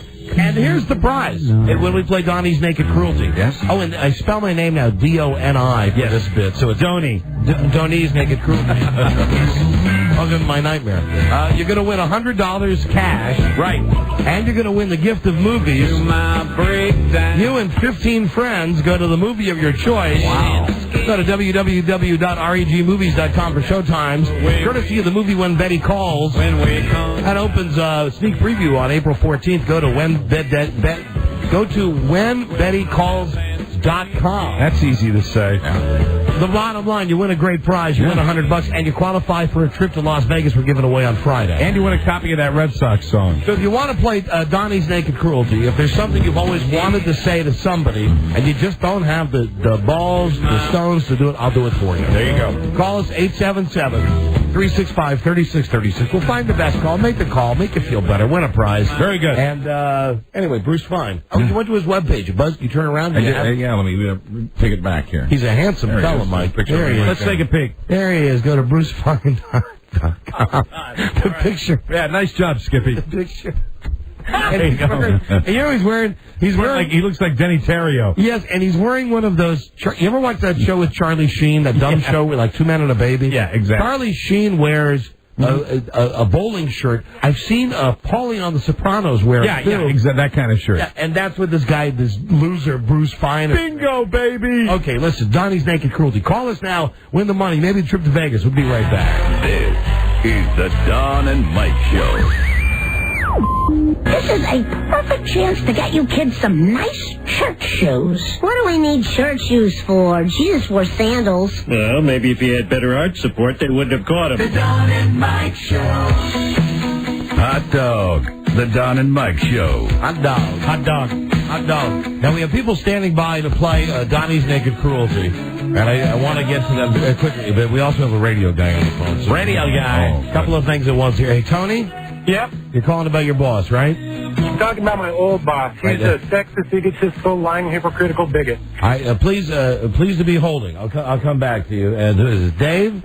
Yeah. You for the game too? Hold on, Dave. Old boss. Also, I just want to say, old boss really. Well, we got to go through a couple. We got to go through a couple of these calls. I see. Got to face the music. There's also Tammy who's on the phone. Larry's on the phone. We got to go through some of these to let you know what it is we're looking for. Right. So anyway, you know the setup. If it's something really cruel you want said to somebody, I'll call and say it to them. But before we get to those calls, Rob, who is the owner of WBVA in Virginia Beach, earlier on the show, Norfolk, is on a friend's cell phone calling us. If you just tuned in earlier, listeners to this radio station said they were running some sort of comedy network while this show was supposed to be on. And if I'm not mistaken, was it before we went on vacation that this was the station that was running our show and the Liddy show at the same time? Simultaneously. I think that's the same station. Anyway, let's go to, he's on a friend's cell phone now. Wow. The owner of one of our affiliates here is Rob. Hi, Rob. Close enough. It's Ron. Ron. Okay, well, Ron, you're calling on a friend's cell, and when we tried to call your radio station, the line was disconnected. So I guess we're even. Yeah, I guess we are. Try to reach you sometime. You'll see. All right. You mean it's difficult to get through? Very difficult. Yeah. Well, that's because we have a lot of listeners. I hope so. Yeah. What do you mean we hope so? Why are you being such a prick? Dick, I'm not. Sorry. Well, no, you're the one. Your radio station's the one that we're told by your listeners that are that's screwing up the show. Well, I apologize to the listeners of WBVA and the Don and Mike Show, but that was a temporary preemption. Our Star Guide receiver was locked up. We unfroze it, and we put everything back. Well, there you go. Well, there's the answer to the problem. Very good. And, sir, if you don't mind me asking, why are you calling on a friend's cell? Because Because I don't want to use up my own time. I'm too cheap. And what about when we tried to call the office and we got at the number that we have as the contact number was a cell phone, and then we called the main number that's on your station's website, and they said the number is disconnected. All right, we have everything from a new website. WBVA program lineup is changing in the next 2 days. Everybody on the WBVA already knows this right now. Rome is burnt, so he is be leaving our station very soon. In the meantime, Does that make you feel powerful to cancel these shows? I already am powerful, but I do feel that way, yes, to answer your question. Can you explain why directory assistants searched the entire state of Virginia and had no evidence of a WBVA anywhere?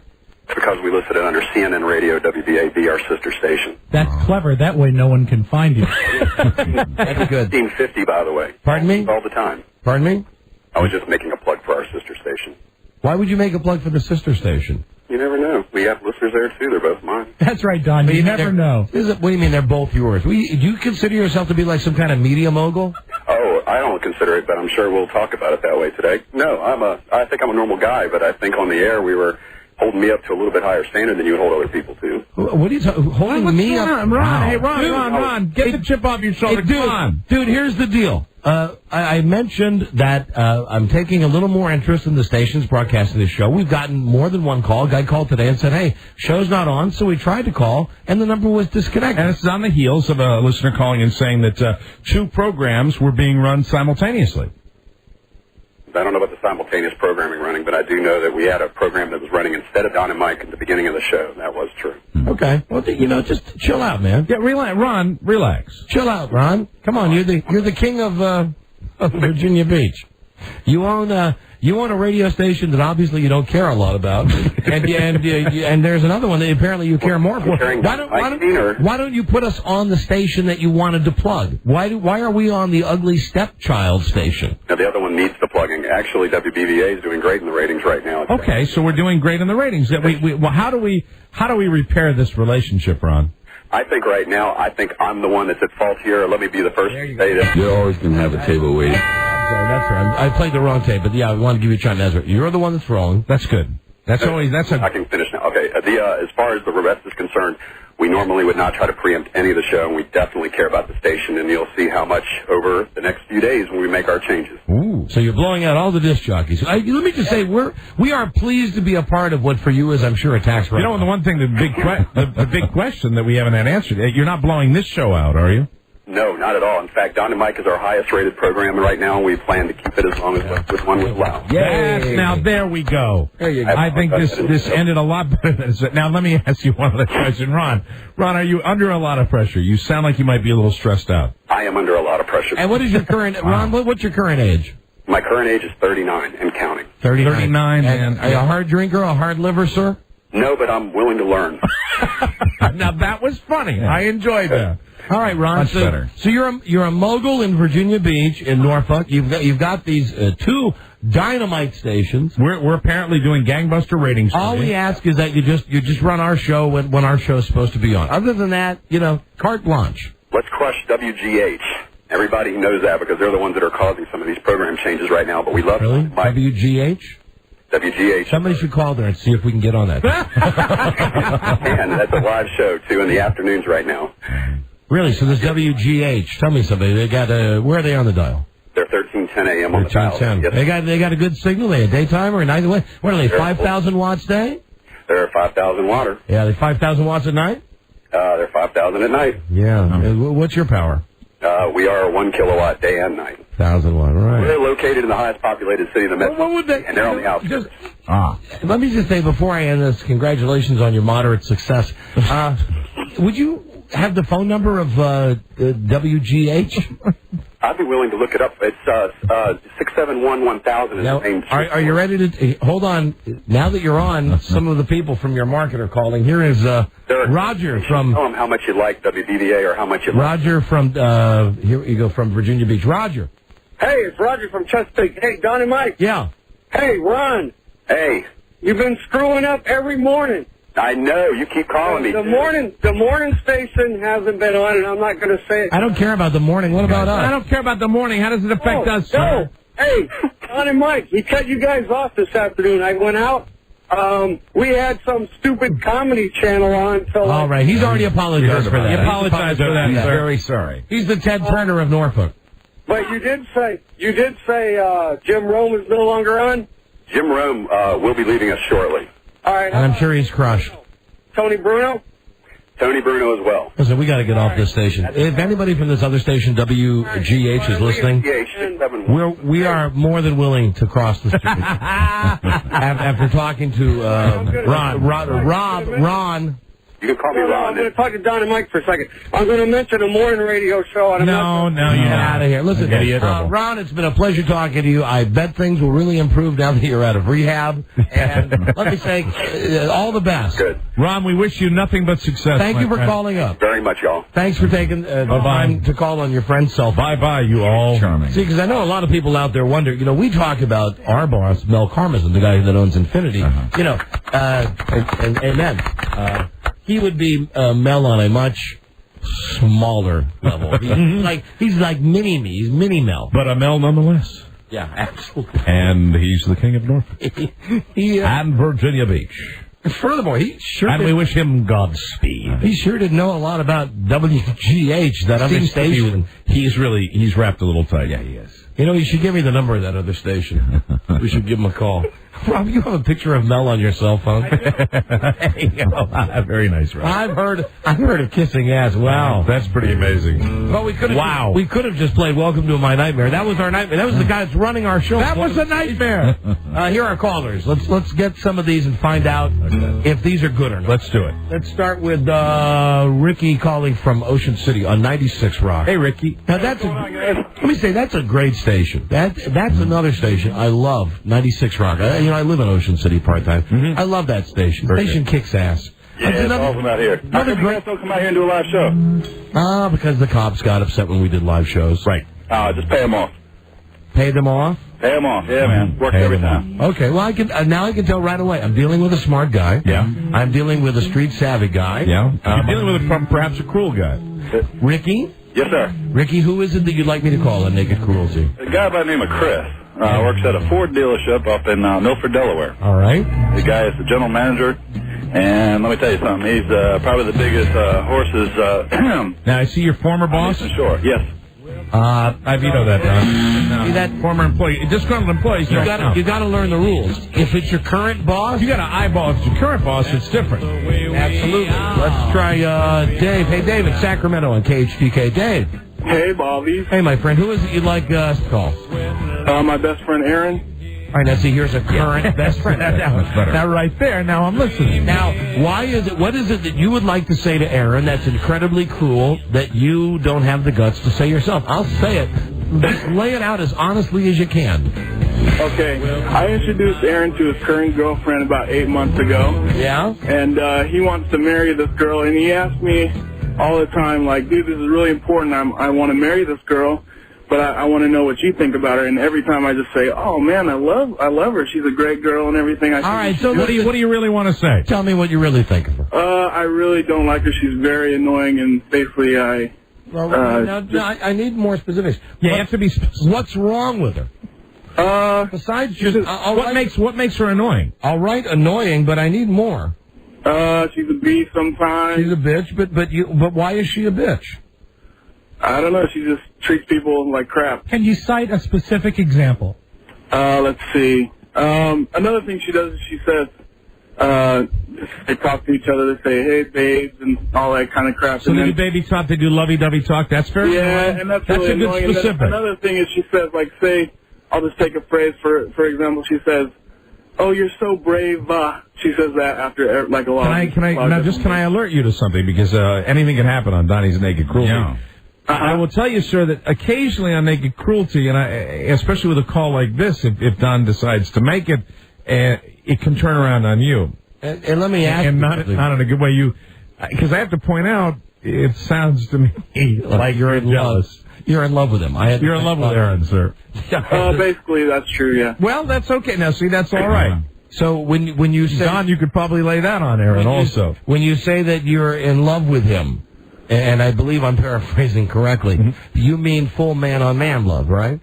Not platonic love. No, that's my brother.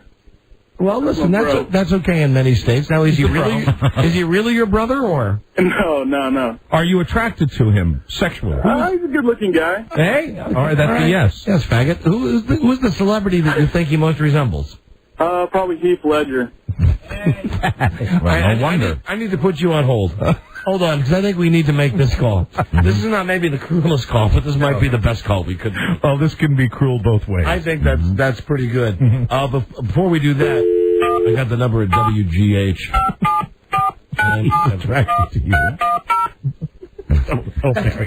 Don't marry. You're going to break your voice. That's the first thought I had, too. Right. Oh, I got to do this part off the air. That's right. Calling the competing radio station in Norfolk.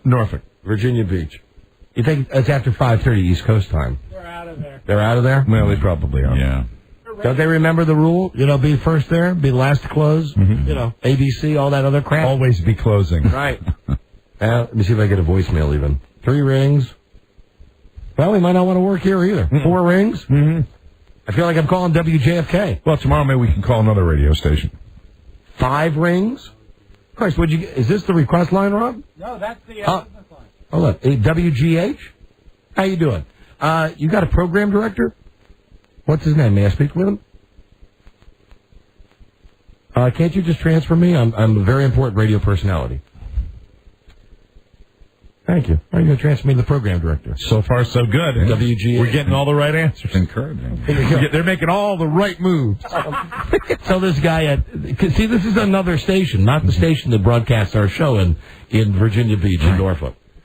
Now, I'll be honest with you. The station that we're on might be a fine station, but I remember back in the day, WGH used to be the station. I mean, like when I was a kid. The station we're on currently has the R factor.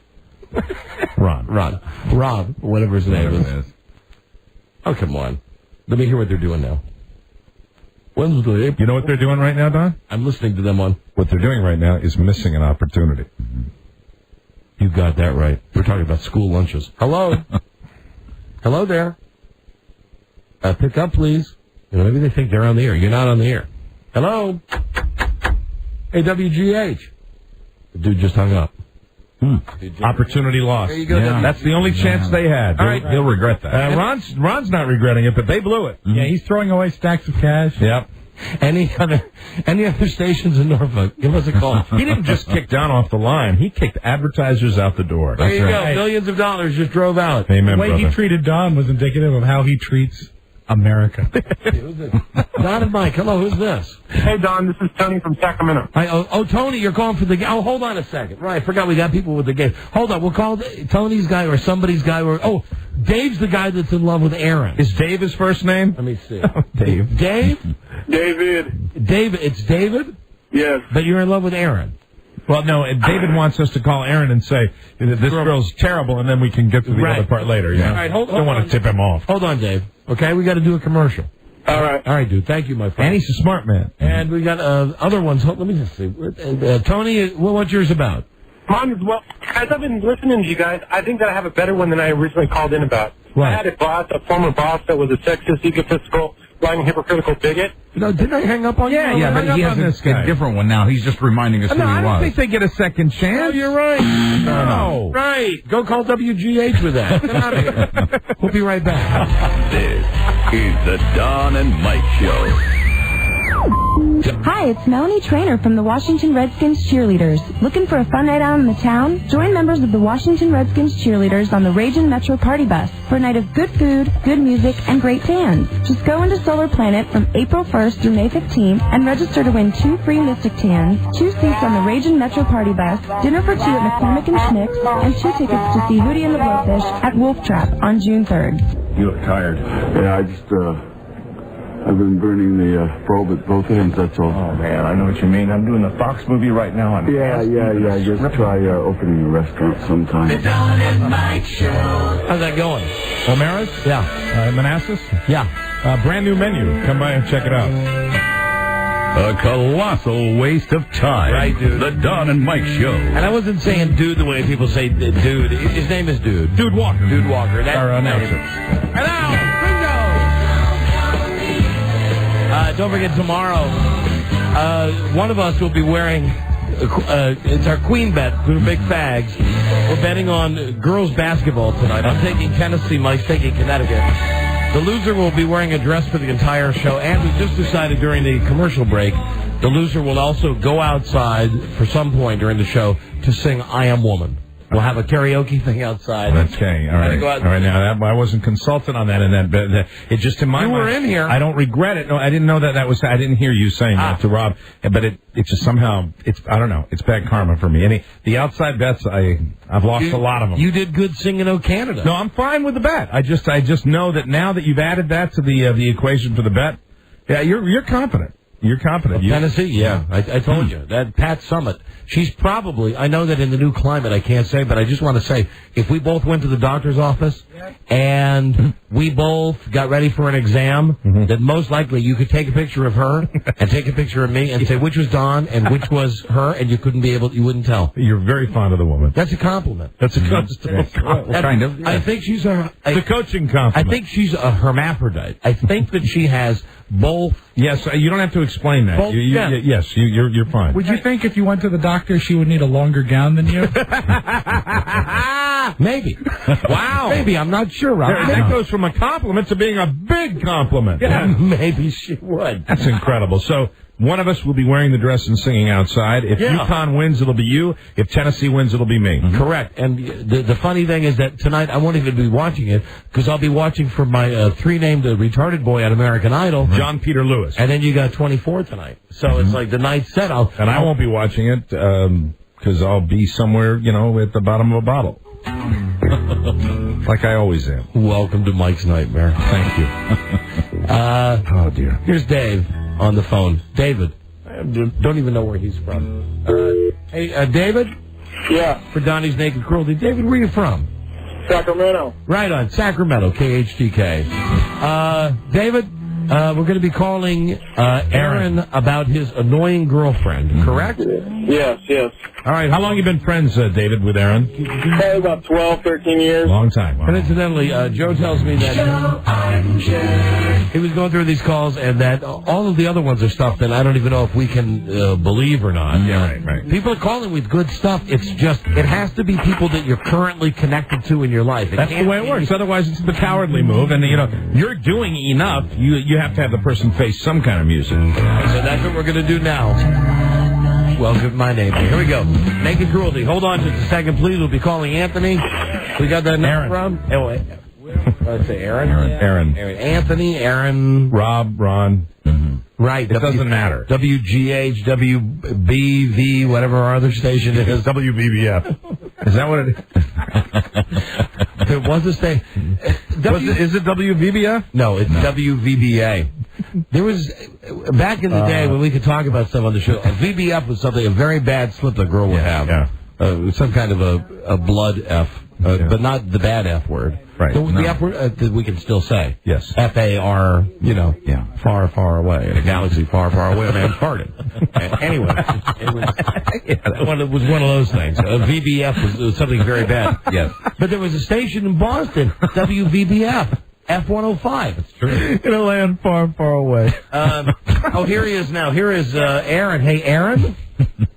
Hello, Aaron? Yeah. Hi, Aaron. This is Don and Mike. We're on the radio right now. How are you, Aaron? I'm doing pretty good. What are you guys calling for? Okay, we have your friend David on the telephone. Do you know a guy named David? Yeah. Okay.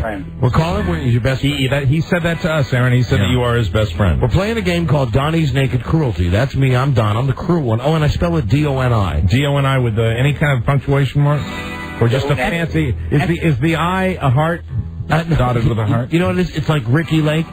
You know, she has R-I-K-K-I exclamation point. That's it. It's D-O-N-I exclamation point. Very good. Naked Cruelty. Anyway, the deal is we solicit for people, and I call them and tell them something that the other person wants to say but doesn't have the guts. David has something he wants to say, but he's enlisted the help of Don on Donnie's Naked Cruelty because he doesn't want to tell you himself. Is he gay? No. Well, we're going to get to that. Let me get to that. This is about your girlfriend. Now, may I ask her first name so I'm sure we're talking about the same girl? Her name's Sarah. Sarah, yes. And how long have you been going Sarah, out? Don. Sarah? About 8 months or so. 9 months. And you're fond of her? You're thinking about maybe popping the question? There's a definite possibility there. Okay. Let me tell you what Aaron won't tell you.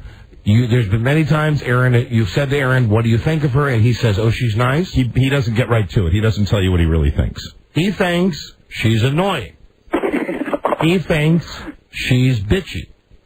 He thinks, listen, here's the bottom line. He thinks, and he really hates, well, this is your thing. No, you go ahead. But he hates the baby talk. Yeah, he hates the fact that, like, you go, oh, I love you so much, Shuggy. And here's the other thing. Once we really got talking to him, we found that he likes you.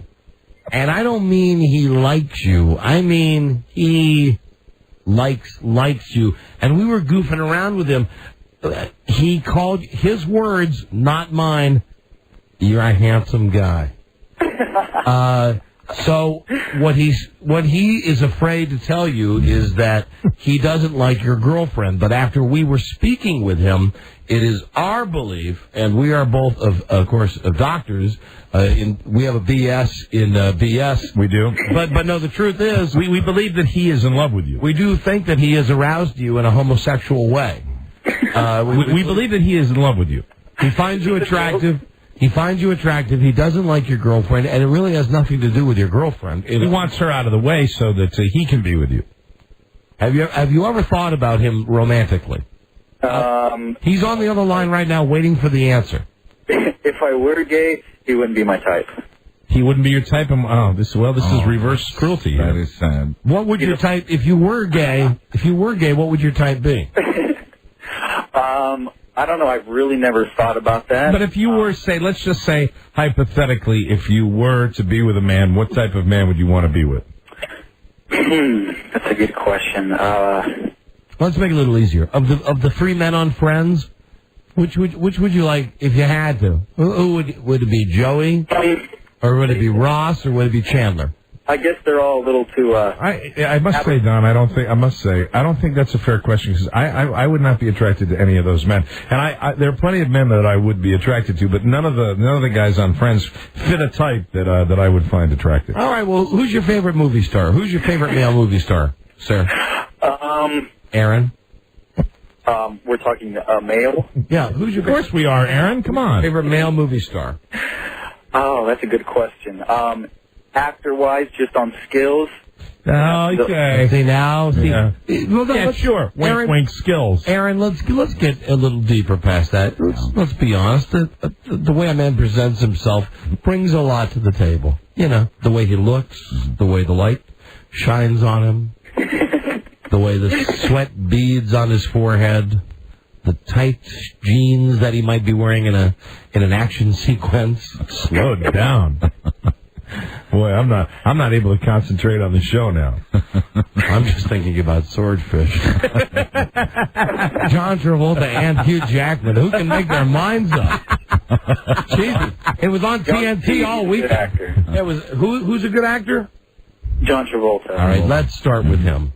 Hey, can I ask a question? I don't want to get into trouble here, but in the what is the most recent Star Wars movie that's all over cable now? Attack of the Clones. Saga of the Clones. How old in that particular movie is that young man that's romancing Natalie Portman supposed to be? I'm not big into those movies. I think he's like 18 or 19. Okay. Enough said.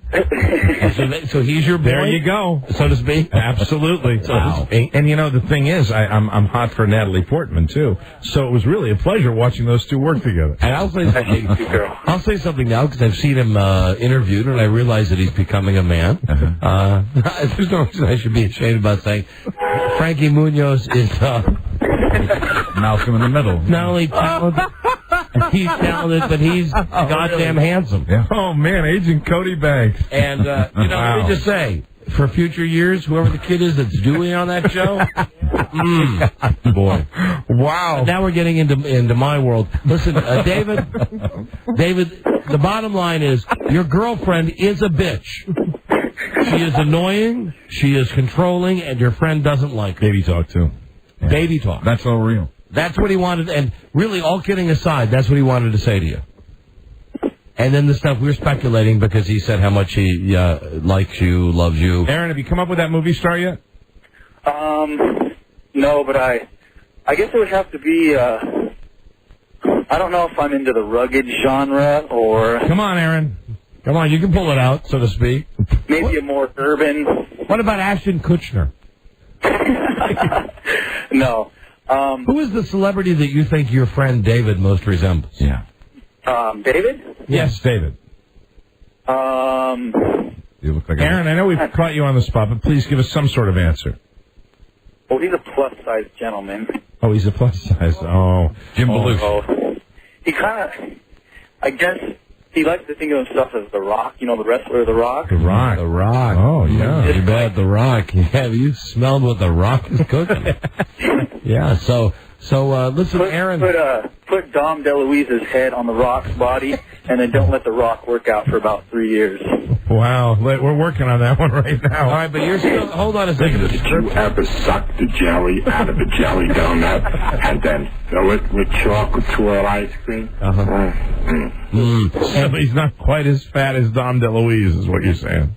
No, because he's taller. He's like 6'5" or 6'6". Could you ever picture yourself being involved with him in any way? No.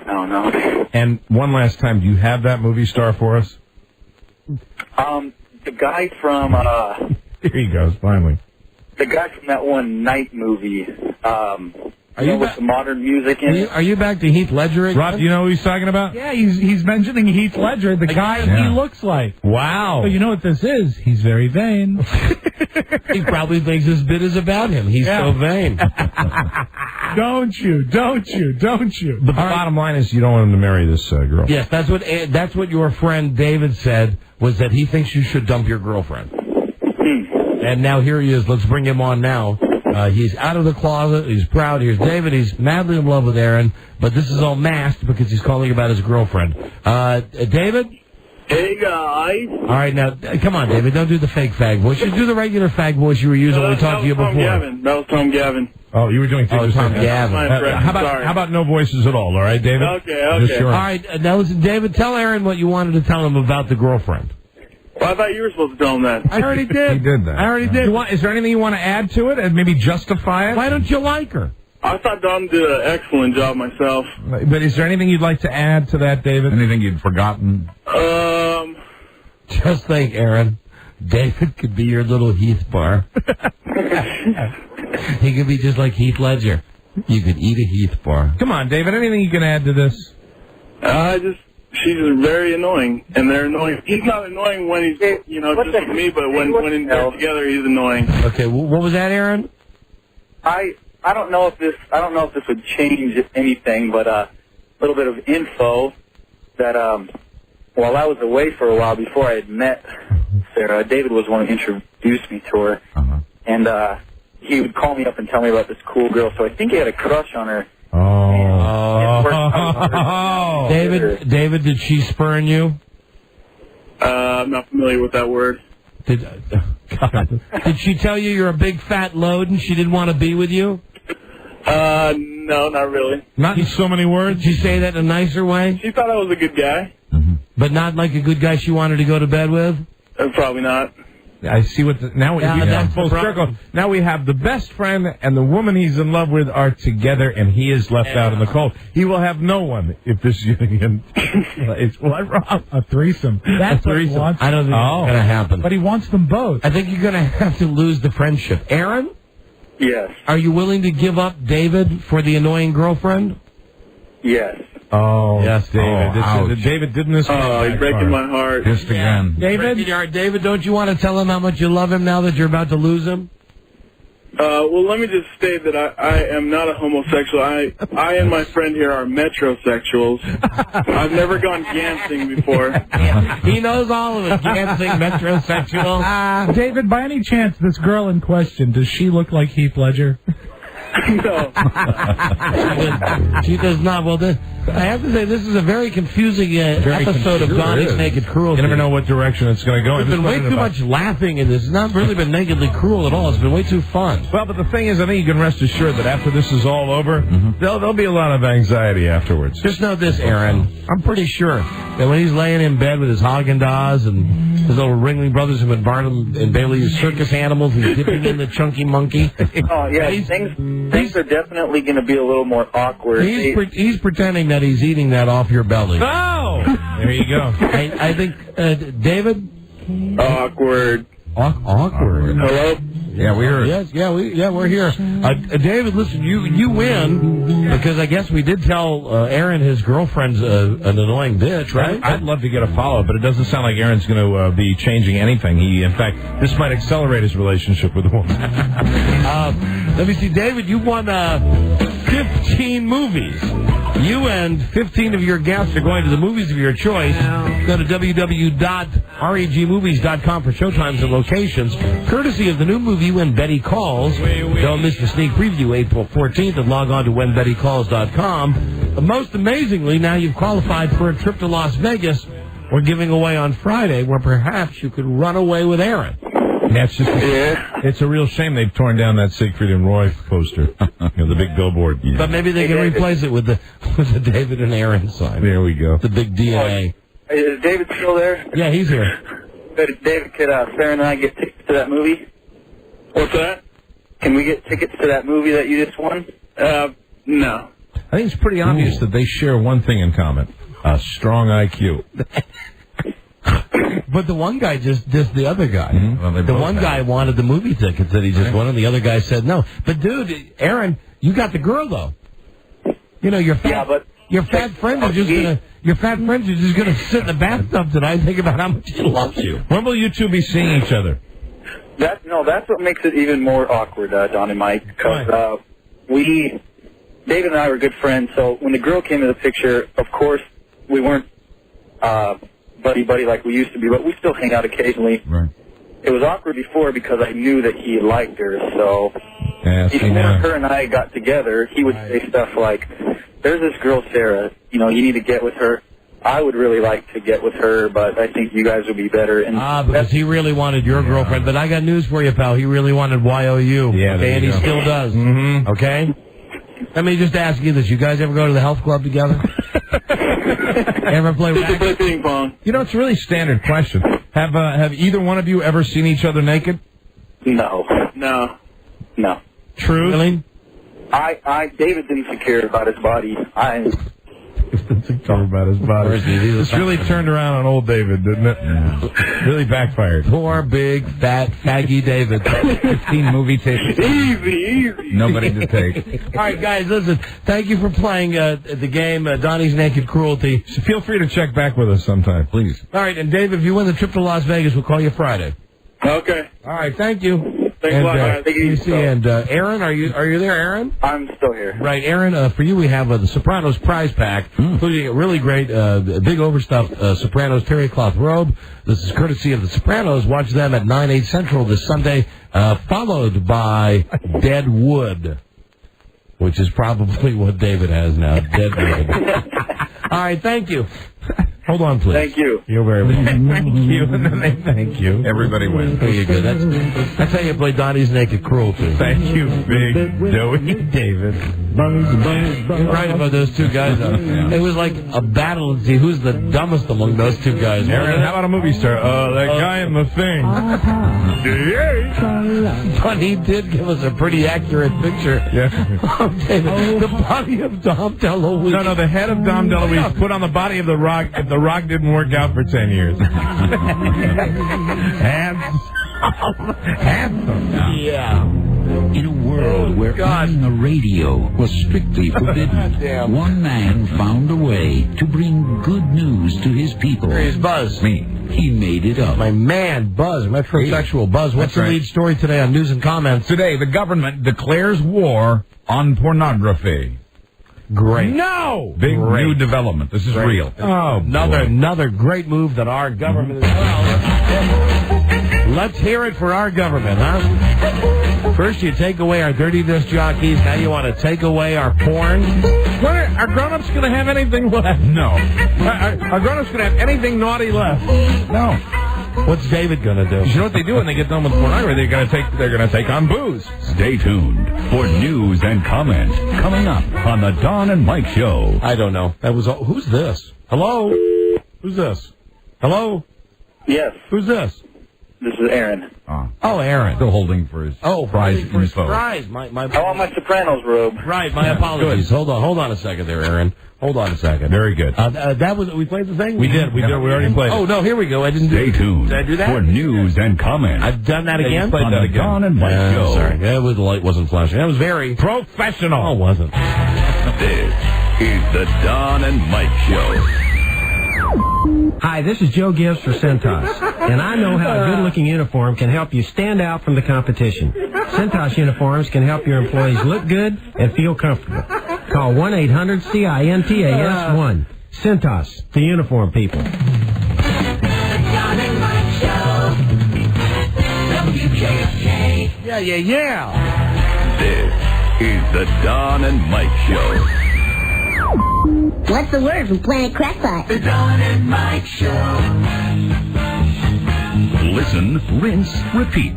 The Don and Mike Show. Right. Time for Buzz and his news. Brought to you by Smoke Break. Smokers. Break the nasty habit without gaining weight. Smoke Break. Revolutionary tablet for smokers. Available now at fine retailers. Weekend weather. Sunny tomorrow, fair tonight. The Sunny and Fair Show. Temps now, north side, 78. South side, 77. Downtown, 72. Yeah. The Heart of Leeds. Super CFL.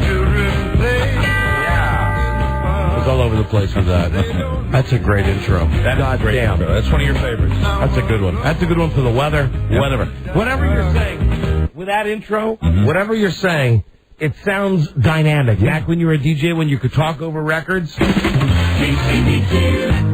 I could tell you something now, it would be about my clogged nasal passages. It's the pollen, ladies and gentlemen. And my friend Rob was telling me not only the pollen, it's the mold. The mold. It's the spores in the mold that are now, because spring is coming and the blossoms are blooming, everything's coming alive. And speaking of alive, the greatest porn section in the history of recorded music, let me just say to you, achoo. This song brought to you by Claritin, CLARITIN, CHICAGO. Yeah. I thought you were going to go right nostril, left nostril. Next time. You know exactly where you put that, I know. right? Yeah. Hey. Yeah, okay. You're talking about your clogged nose. That's what I wanted to hear. Good afternoon. We're wasting Buzz's news time. Oh, I'm sorry. No. Because I could do this all day. I'll do the quick one right here. So what you do is you get the spray. You say, God, I can't breathe. Then you go. Right nostril, left nostril. Breathe. No luck? Try again. Put it up there. Breathe. No luck. Try it again. Stuff it up there right now. Do it. Right nostril. Left nostril. Still nothing. You gotta do it harder. Get a Kleenex. Blow your nose now. Right nostril. Left nostril. Blow. Yeah. It just seemed to work. Oh, that's fun. Right nostril, left nostril. And blow. And blow. And Buzz. Yes. Hi, Buzz. Hi, Don and Mike. Hi there. It's a big job, but surely you saw this coming. For the first time in over 10 years, our government has taken on the task of trying to rid the world of pornography. Good luck. In just one field office here in Washington, the FBI, which should be looking for terrorists, is spending millions to arrest alleged pornographers. Female body inspector. 7 guys. 7 guys at the FBI here are spending 8 hours a day watching porn for your protection. They're even backed by 32 prosecutors.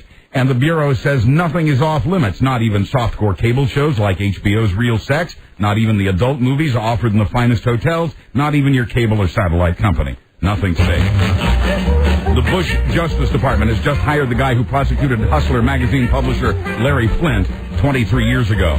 Quoting a lawyer who fights for freedom of expression, they are miscalculating the community. Quoting a cable TV representative, good luck turning back the clock. Americans, by their own choice, now spend about $10 billion a year on porn. Maybe B as in boy wasn't the best choice. A worldwide internet management company reports that there are 17 times as many porn sites on the web than there were just 4 years ago. 1.6 million sites in all, visited by 34 million people a month. Mm-hmm. 1 in 4 Americans have visited a porn site. 1 in 3 have done it at work. I can't tell you how, and really innocently, something will pop up. Like, here's what I'm getting all the time. So to speak. No, I know what you mean. I'm getting all the time now on AOL, which just is a pain in the ass. You log on, and besides the hello, and then you get, like, the news for idiots, where it's like, still at war in Iraq. Yeah. Okay, all right, I got you. Train explodes in Spain. Okay, I got you. Well, once you get past, what was I just talking about? You're talking about things that pop up on your, porn. So, something pops up and says, Bush or Kerry, who's going to win the election? Right. Press yes or no and win a $50 gift certificate to Target. Right. Well, I don't even want to do this, so I just click in the upper hand corner to make it go away. Right. And when I click on the X, it immediately sends me right to co-eds gone wild. Man, I think Yahoo must work for me. I mean, it really does, because, I don't get that problem. Sometimes those pop-up ads will put 2 X's in the same box, hoping you'll click the wrong one. You know, my number one pop-up... maybe that was it, Buzz. My number one pop-up ad that I get all the time is refinancing. Yes. More than anything That's very else. big. Refinancing, and I don't wake up any morning without... We've analyzed. You need virus protection. That's the biggest scam in the world. Yeah, absolutely. Yep.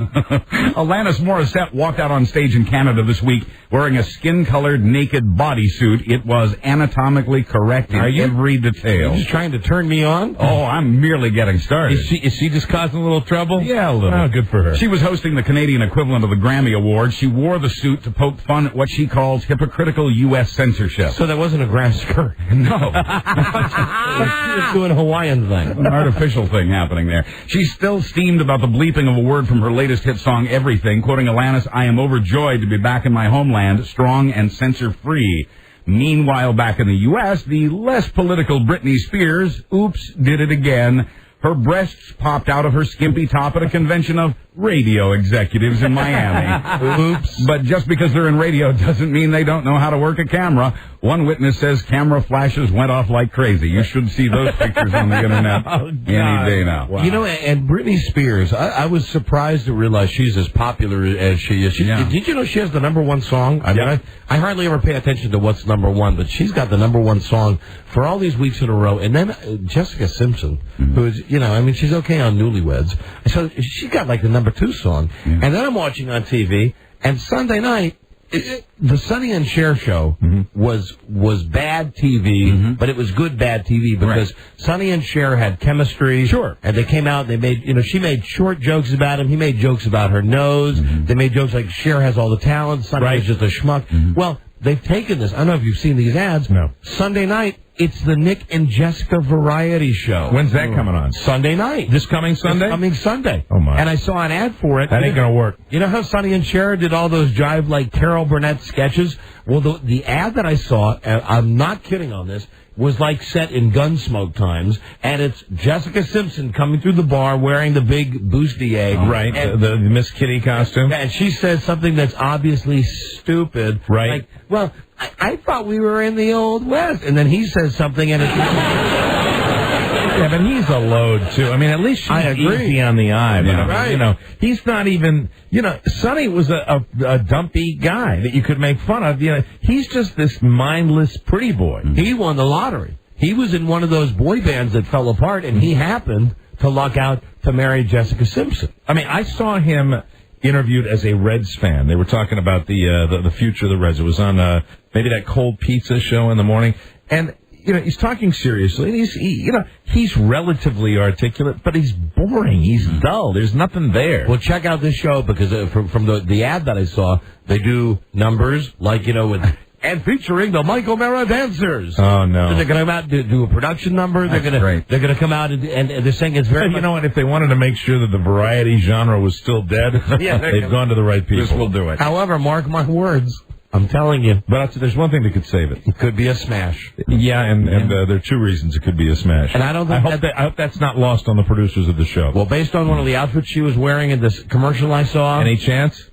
Yeah. A pretty good chance. What network has it? ABC. Wow. Yeah. Almost a real. Well, if they sell it with her a little bit, I'd watch. Listen, I think, no offense to the other Americans, I understand. How many Americans now? 300 million people in this country, something like that? Yeah, right. How many people listen to the show? Like 1,000? So what was it? We got 1,000 listeners. We got, I don't know, we got somewhere between 4 and 6 million people listening, so we have a very small percentage. I would think most people listen to this show wouldn't watch it. But I would think of the great unwashed, the other, 296 million in this country. Just because she's hit the lottery as well, and you see her on every magazine cover in the world. I'm going to predict the show's just bad enough it's going to be a gigantic hit. Yeah, are they promoting it on ATJ? According to Jim? ATJ. No. That would do it. Because that could push it over the top. Stop confusing me with all those initials. You're bad. You're bad. You're bringing our not for air talk. Everybody knows that's what we call, according to Jim. We always love Jim. Very good. Police in New Hampshire didn't think they would ever be able to catch Britney's bus driver. The driver of Britney's tour bus was doing 78 and a 65 and failed to pull over for the flashing lights. Police say they chased the bus for 10 miles. The driver says he didn't see the cops. The driver's been charged with speeding, disobeying police, and now failure to appear in court on those charges. Britney reportedly was not on the bus at the time. In Florida a few days ago, a corrections officer failed to pull over for a highway patrolman. Corrections. He may not have seen the flashing lights either. Because I don't remember. Because the patrolman says there was a nude woman sitting on the driver's lap. Today we know who the woman is and how she probably met the driver. She was an inmate in the facility next to the prison, which Travis McConchie was a guard. Did you make this up? No, this is a true story. Okay. 35-year-old, in fact, thanks to the Smoking Gun for the tip-in on this. SmokingGun.com. 35-year-old Bernadette Rivera had just finished doing time for leaving the scene of an accident 4 years ago, when a week later she was pulled over with one of the corrections officers. Wow. Now, here in Virginia, a woman is challenging the state's laws about what consenting adults can and cannot do. This 21-year-old was found by police in a parked car at 3 o'clock one morning receiving a special favor from a guy. That particular favor, regardless of who... Does she work here? No, I don't think so. This is downstate. This particular favor, regardless... She wasn't working at the front desk today? I don't think so. During a break? I don't think so. This particular favor, now, regardless of who's giving and who's getting, is illegal here in the state that says it's for lovers. Both the woman and the man are now charged with crimes against nature. They are the first... Absolutely legitimate, and people will call the cops on people. So he's doing it, he's doing it to her. Yes. And they got arrested. Yeah, that's even like back when, like in the 50s, when the cops... Standard law. They come by with the big flashlights. Standard law. Absolutely. People will call the cops if something's going on in a car. Yeah, well, and nobody called the cops. The cops just pulled up to this car at 3 o'clock in the morning. It was dark. Nobody else was around. They shined the flashlight in, and they saw what was going on inside the car. And they will stop and tell them to stop. Arrested. Well, in this case, they actually arrested. That's where you got to get a cool cop. You get a cop that goes, hey, whoa. He'll stand and watch for a second. Hey, Casanova, hello? Yeah, right. Hello, hey, dinner buffet. Hello. Get a room. Right, Yeah. Get out of here. But he arrested them. Well, these are the first heterosexuals charged with that particular crime in this state, and if they win their case, it could change the rules for everybody. But let me just say this. Idaho, Virginia, if they were homos, they would have gone right to jail. Right, immediately. One thing if it's a man and a woman, but please, two men? Oh, my God. The Old Dominion. Oh, my God. What a great guy he is. Talking about my property rate going down. I can't let that get out. The Old Dominion. If you shopped at Walmart last week... Wasn't him. No, it wasn't. If you shopped at Walmart last week, anywhere in the country, you may have been charged double, even triple what you bought. There's your store. A computer problem caused... Wouldn't happen at the big Target. Computer problem? Good response. Isolate that. I don't even have a response for that. I don't even have an opinion. Computer problem caused more than 800,000 credit and debit card transactions to be billed repeatedly. These were Visas and MasterCards. Honest mistake. Yeah. I guess the little smiley face isn't knocking down the numbers anymore.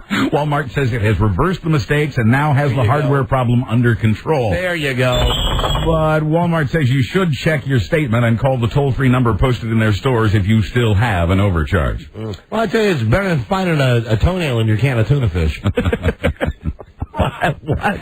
Sure is. I'm sure there's someone out there who's gone to Target and bought a can of tuna and found a toenail in there. I doubt that. I bet there is. And it certainly wouldn't be Target's fault. It's a canned item. And besides, I'm sure someone would call the show right now and lie about it just to help me out. Just to back your story. Every single can of tuna fish I ever bought at Target, toenail in it. Really. See, that's another one of the fights that we have on the show is Walmart versus Target. I've always been a Walmart guy. Mike's always been a Target Getting a new guy. Target out in my neighborhood. Very excited about that. No need for that where I live. We have a Walmart. As a matter of fact, we have the Walmart Superstore. Oh, Superstore. Right. Yeah. Super dangerous. Joseph James. Here's your danger at Target. If you go in on a hot day, because everybody's wearing those those cheap polyester clothes, the kind that burn into flames, like if it gets to be 70 degrees outside. Yeah, unlike all those designer labels you see at Walmart. Well, let me just say, you find a different slice of Americana when you go to Walmart. You do. Than you do when you go to Target. That we agree on. Yeah. We agree. We agree completely. What am I saying? The people at Walmart are just as dirty. They're just as scummy. But I like Walmart better than Target. And we both can agree that we're sad to see the Kmarts go. Yeah, hey, you eat me, Kmart. You know what I mean? Oh, okay, one of you. Kmart, Ames, same thing. They died with Bob Hope. Let the big two battle it out. Yeah, you know what I mean? Right. Like Coke and Pepsi. Bring it on. All the rest, Dr. Pepper, all you other, pretenders, get out of here. It's all between Coca-Cola and Pepsi. This is a fight between Walmart and Target. But because of Morgan Fairchild, I buy all my clothes at Old Navy. Yes. Amen. And I don't because of Fran Drescher. Have you seen her ad? Have you seen her ads for Old Navy? Hi, Bob. Hi, Fran. How are you? I'm fine. How are you? Are you kidding me? I forgot about that. All right. Oh, that voice. Old Navy. Oh, Who's your favorite newsman? I love Michael Elston. I'm glad you brought up Old Navy because remember we were talking about Weezy Jefferson yesterday? Oh, yeah. Very sad. Watch her in the new Old Navy ad. She has a line, but you never see her walk.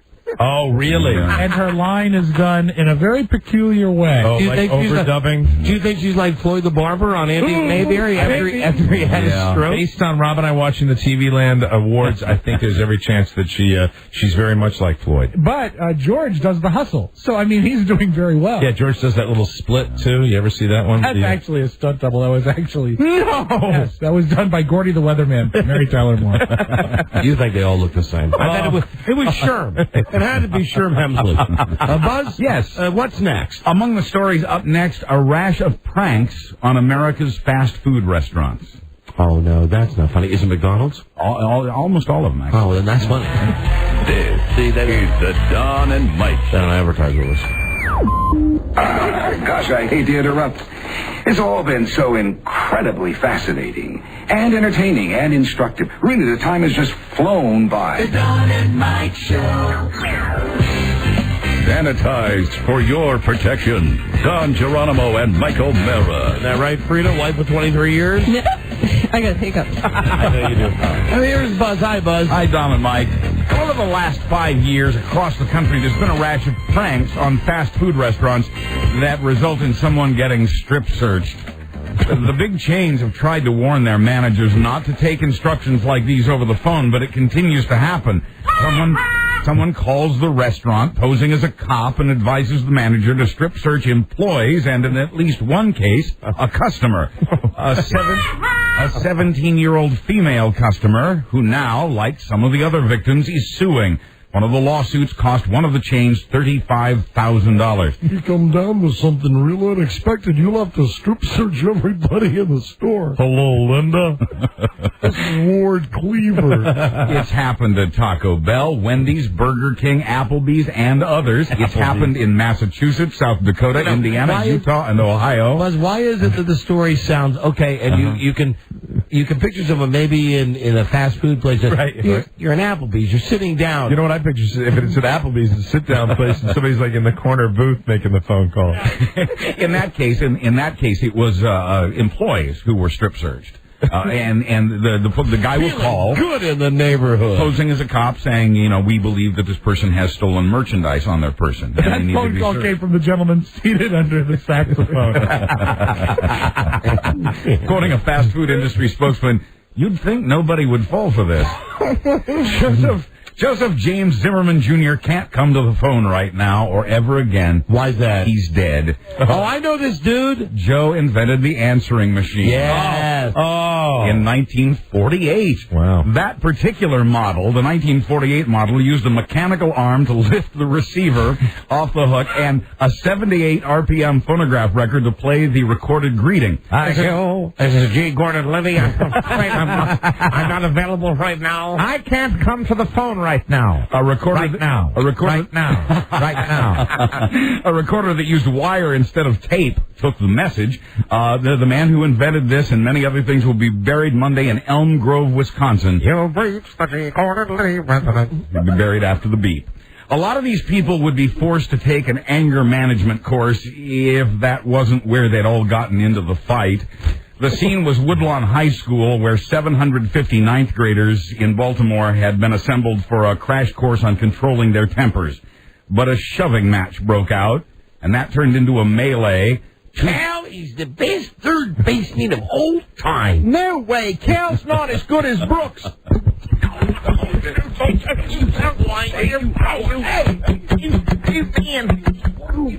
Two people got arrested. Lonely clown. We'll go down to the shore. Some English fried chicken.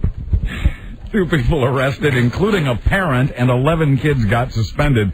Quoting one ninth grader, there was definitely tension in the air. Oh, boy. Our Mother of the Year award goes to... Oh, wait, hold on. Here she is. Hold on, I've got it right you here. Have it? Yeah, she is. Two teams. Can we lie? Can we fill in 15? No, all right. No, all right. No, all right. I don't even remember what it was. No, you know what? I love that. That's labeled in the machine as drunk freedom. Can we? Can we? Two teams. Can we lie? Two teams. Can we lie? Can we fill in 15?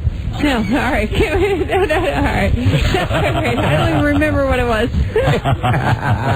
I got hiccups. No, our actual Mother of the Year award goes to Sandra Donat of Wausau, Wisconsin. Since she had already been arrested 3 times for drunken driving, she needed someone sober to blow into the tube connected to her ignition switch. So she allegedly asked her 12-year-old son to do it. Oh, God. And then she allegedly took him and his 4 younger siblings to Taco Bell, still holding the same beer that required her to get help starting the car. Merry Christmas! Quoting the assistant DA, the nature of this crime is grotesque. I agree. It has nothing to do with Christmas. In Honolulu, meanwhile, Jack Daniels is my co-pilot. A number 2 man for Aloha Airlines has been arrested for intent to operate an aircraft while under the influence. That's the one that had the big top blow off the whole thing. Remember that? Yeah. Right. Yes, I remember that. Years and years ago, the top of the airplane blew off. The legal limit is .04 for pilots. He blew a .18 and change. Pilots are not supposed to drink in the 8 hours before a flight. This one has been removed from duty. Here's a tape of the pilot. It's not really a beer. It's a TV set. There he is. Captain Martsky. Yeah, I know, Rudy. This story is for Rob Spiewak because he does so love the bats. Rob Spiewak.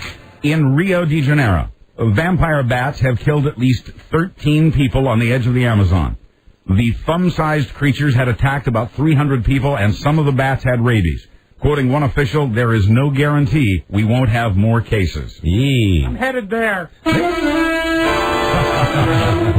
are off once again. Bats. Atomic batteries to power. Turbines to speed. All right. You're ready to move up. And maybe this story's for Rob. Officials in Tennessee have had second thoughts about a recent ad campaign prompting people to eat healthier. African Americans have a higher rate of heart disease and diabetes, and state health officials want to change that. The public service announcement told a mostly black audience, try baking your chicken. eating a fresh tossed salad on the side, and scrumptious watermelon for dessert. Hello there. One radio... Instead of fried chicken, try yourself some nice baked chicken. God, what are they thinking? And please, have some delicious watermelon. Scrumptious, Don. Scrumptious. Watermelon. For dessert, yeah. Hello there. One radio station pulled the ad after getting several complaints. You think? Now, why am you complaining? Why fry that chicken? Just bake it up. And afterwards, have some nice ribs. Well, as long as nobody gets hurt, right? That's why we tolerate the milder fetishes like chubby chasers. Chubby chasers are people who look for sex partners who are fat. Seems harmless enough. Women who've spent their lives being ridiculed are suddenly flattered. But just a little to the left of the chubby chaser is the feeder. A guy who intentionally fattens up his partner to make her dependent upon him. So... Sounds like insects. She can only eat with his help. She can only bathe with his help. Sometimes she can only move with his help. Experts say it's like any other abusive relationship. That sounds like a plan to me, bud. They say it's like any abusive relationship, one person controlling another. One British woman broke free after learning she was about to die from being so overweight. She lost a lot of that weight, and her husband left her. And incidentally, I don't want to give the name. That woman works here at WJA. I don't want to give her name. She's probably in our car on the way home tonight. Yes, but, she's free. In sports. And that's not regretfully. In sports, Red Sox fans have come up with a name for a new documentary about their history. The filmmakers urged fans to go to their website and vote for a title of the film. The winner, Still We Believe. Here you go, Mike. Star of tomorrow today. It's been an embarrassing day. But not for the team. Rejected titles include The Ecstasy and the Agony, This Is the Year, and Always the Bridesmaid. The movie opens May 5th in Boston, then goes nationwide. Hold on, let's hear the hook here. For all the Red Sox fans. No more missing calls, no more crazy ground balls. Mike loved this guy when we had him on the show. Oh, yeah, we're close. We're tight. We're like that. Scream till it hurts, and have tears of joy burst. Wanna watch the Red Sox go from curse to burst. Yeah, there you go. What's his name? BigLoad.com? Yeah, who cares? Close enough. Bruce Fine, I think. The hot dog industry predicted on opening day yesterday that Americans would eat over 24 million wieners at ballparks this summer. You said wieners. I did. I know you Watch said out, wieners. kid. Laid end to end, that many dogs would stretch from LA's Dodger Stadium to Baltimore's Camden Yards. Hello there, hon. Fun facts to know and tell. That's a lot of wiener. Yeah. Finally, down around San Juan, Texas, the police... Incredible! The police there... Down in San Juan do not know who left 29 sticks of dynamite along various roadsides. Fortunately, nobody's been hurt, but... This ought to fix them. The story isn't really about that anyway. Everybody. The story's about an elderly gentleman who found some of the dynamite and took it home. The man picked up some sticks and took them home, laid them on the kitchen counter. He later turned the dynamite over to police, but he accidentally left one stick behind next to the sausages he was preparing to cook. Oh, no. Got his mistake just in time. Oh, I'm too bad. Buzz Burbank on the Don and Mike show. Yeah, would have made a better story. Where's your explosion tape? Where was the explosion? Yeah, man, it only works when the guy got blown up. Right. Come on, make up that stuff, Buzz. All right. Enough with a happy ending. The man is now dead. Now I'm laughing. As it, we'll see you tomorrow with a new episode. Good day to you, sir. Good day to you, sir. Good day to you, sir. Good day to you, sir. And you. This watermelon is scrumptious. And I'll tell you later why it is exceptionally tasty. There's a special reason. I know. Let's get out of here. All my best. Till we meet again, this is Sammy Davis Jr. saying, be kind, be nice, and I hope the next performer has the pleasure of having as nice an audience as you've been tonight. And let me leave you swinging.